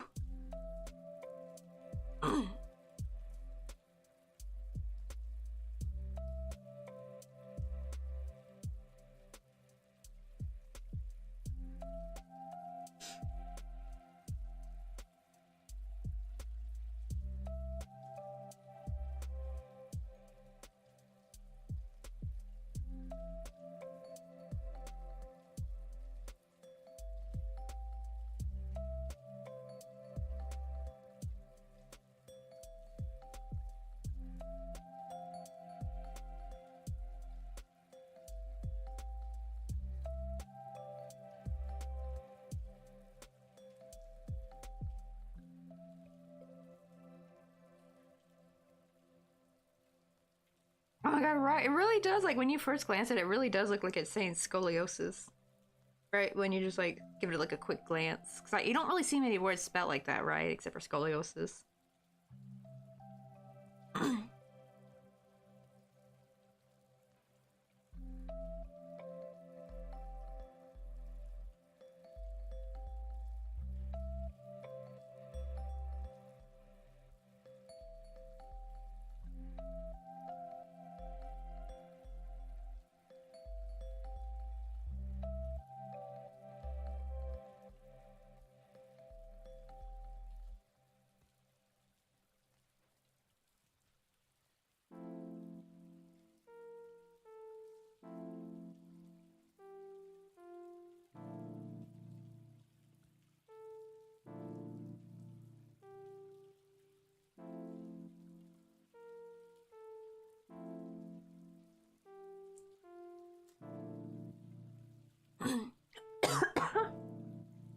Oh, my goodness.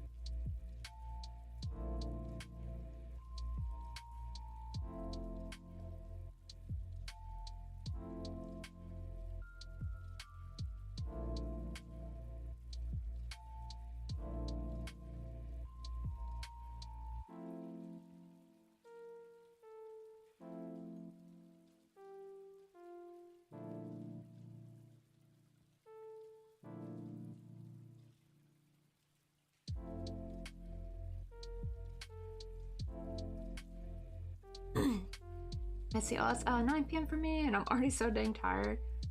I don't know if it's the time change with me or what, but I get tired super early now. Has it been like having you wake up earlier though? I feel like that would be a pretty good like reaction of it or consequence of it if like you're going to bed early but you get to wake up earlier. I feel like that'd be kind of nice. I need to really start becoming more of a morning person. It's so hard to be a morning person though in the winter because like the sun rises later and it's so cold.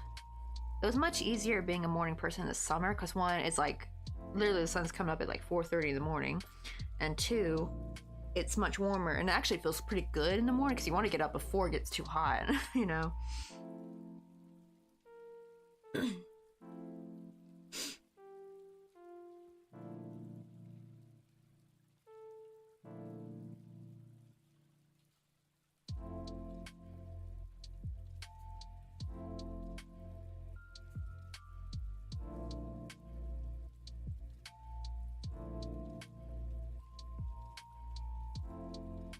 Definitely began earlier since spring began. Winter was a struggle, right? It's like you're so cozy and warm in your bed, you don't want to get out, and it's so cold.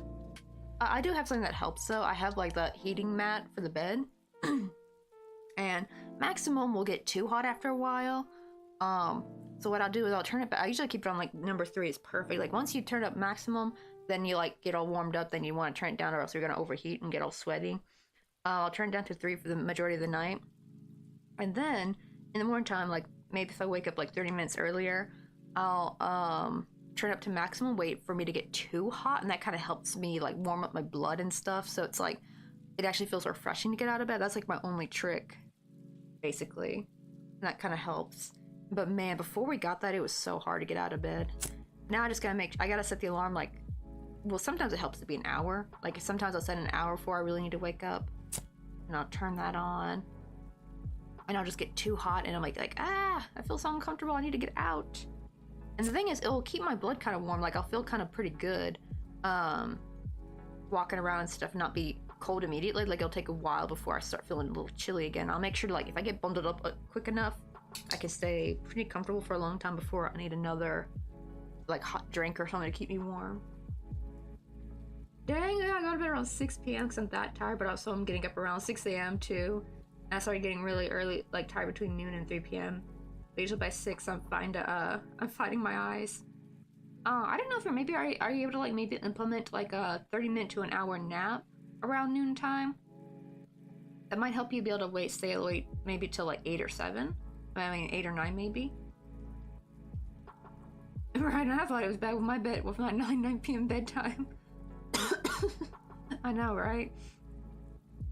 But what do you call it? Yeah, it's like I found myself needing naps more. The trick is you don't want to nap for too long though, because that will make it, one, harder for you to fall asleep when it is time to go to bed. And two, what do you call it? It like when you wake up, you don't feel as refreshed. So you definitely have to like set the alarm. I usually do like an hour. Usually 30 minutes seems like not long enough for me. But over an hour, that's when your brain starts putting you into sleep mode, and that's why like a 3-hour nap, you'll feel like, what year is it? Kind of feel, you know what I mean? Like you have that really weird, you feel like even more tired after a nap, kind of thing. And that's why it's like you don't want to go too long, from what I've heard. I have found whenever I'm down for a much shorter nap, I feel much more refreshed for the rest of the day. So yeah, definitely it seems like the hour is like a sweet spot.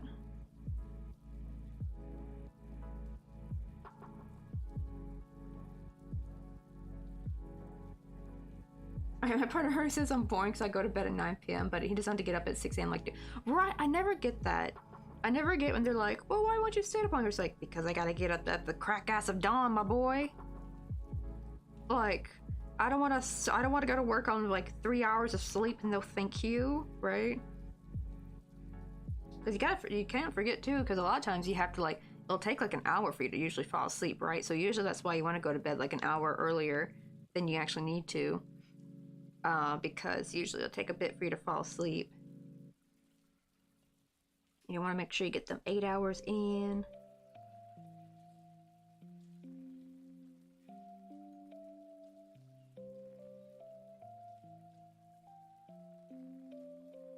I know, right? Oh, my naps turned to 2-day long naps. Oh, I legit cannot do a long nap. That's true, right? Yeah. I have to like set like a couple of alarms so I don't sleep through them, because I had one time where I went down for like a little nap and I either slept through the alarm, or this was when it was still my old Xiaomi phone, and I had this bad habit of like if I only set one alarm, sometimes it just didn't play. I googled it and actually it's actually like an Android bug, so I wasn't crazy. Here's how I would know if I missed it. Like if I slept through it, I would have a notification saying I missed an alarm, meaning it played, but I didn't hit the snooze or the X off to stop it. Like it literally just kept playing and playing and playing until I just stopped. Like it'll play like at least, I think like 3 times for 5 minutes long each until it gives up. And then you'll get like a notification for a missed alarm. But if it actually just decided not to play, there would be no notification. And I've had that happen a few times. It's kind of fricked with me. So now people always joke like, oh, you're setting 3 alarms because you can't wake up at the first one. It's like, no, I set 3 alarms because I don't know when my phone's gonna be a little shit and decide not to play the alarm. You know? So that's why it's kind of more for that. And I slept through and I ended up sleeping a lot longer than I would, and then it kind of ruined my sleep schedule.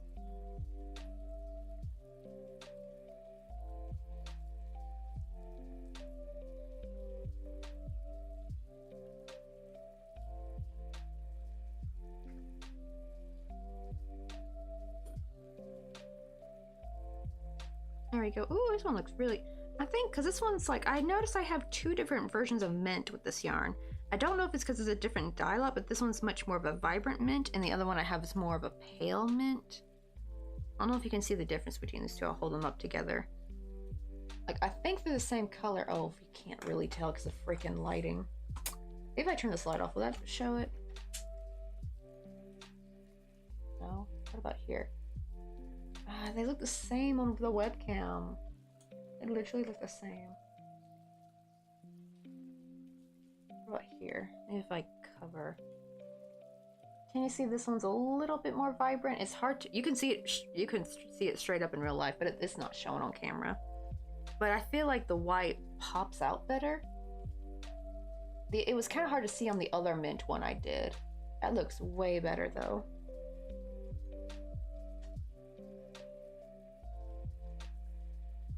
That's our little green one. Let's see. Let me get this all sewn up on also.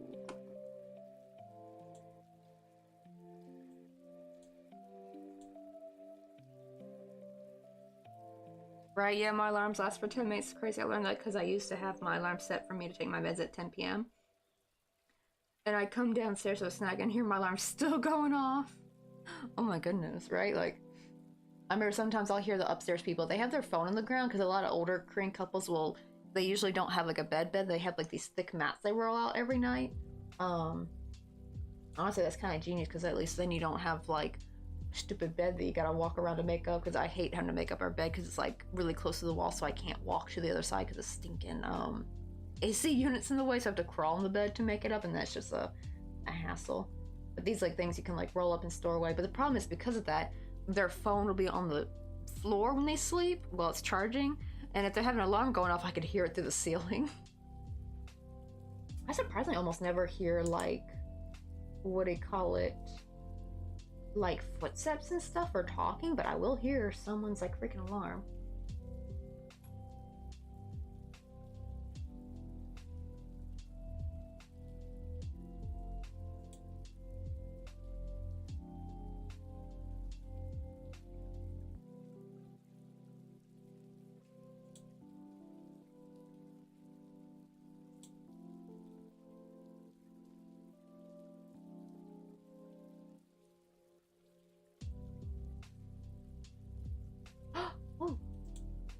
Papa Joe is on. My villain arc. I'm a bad bitch, dude. Oopsie, sorry. I never get to raid cup. Is that a part? Oh my god, he got partner! I see that little partner badge. Oh my goodness, it's about damn time. I was wondering when he was gonna get partner. Hey, let's go. When did he get partner? Did he just get partnered? I don't know, because I haven't seen his channel. I haven't been his channel in a while, because usually he's already off by the time I'm done streaming. Hey, let's go say hi to Cup of Joe. I'm gonna ask him, when the heck did you get partnered? But congrats. Oh my goodness. He's a pretty awesome chill dude. I think you guys will like him. He's totally awesome. He does pixel art. He does like sub commissions. I think we'll call them sub squares. I think he's working on an opal commission right now. Oh my god, I'm so happy! Finally! Oh, it's so wholesome when you kind of see more people in the art and the crafting community becoming partner. Like I said, we're gonna take over Twitch one day. All the toxic streamers gonna get pushed to this wayside, and the wholesome streamers are gonna come in and take over. Let's see.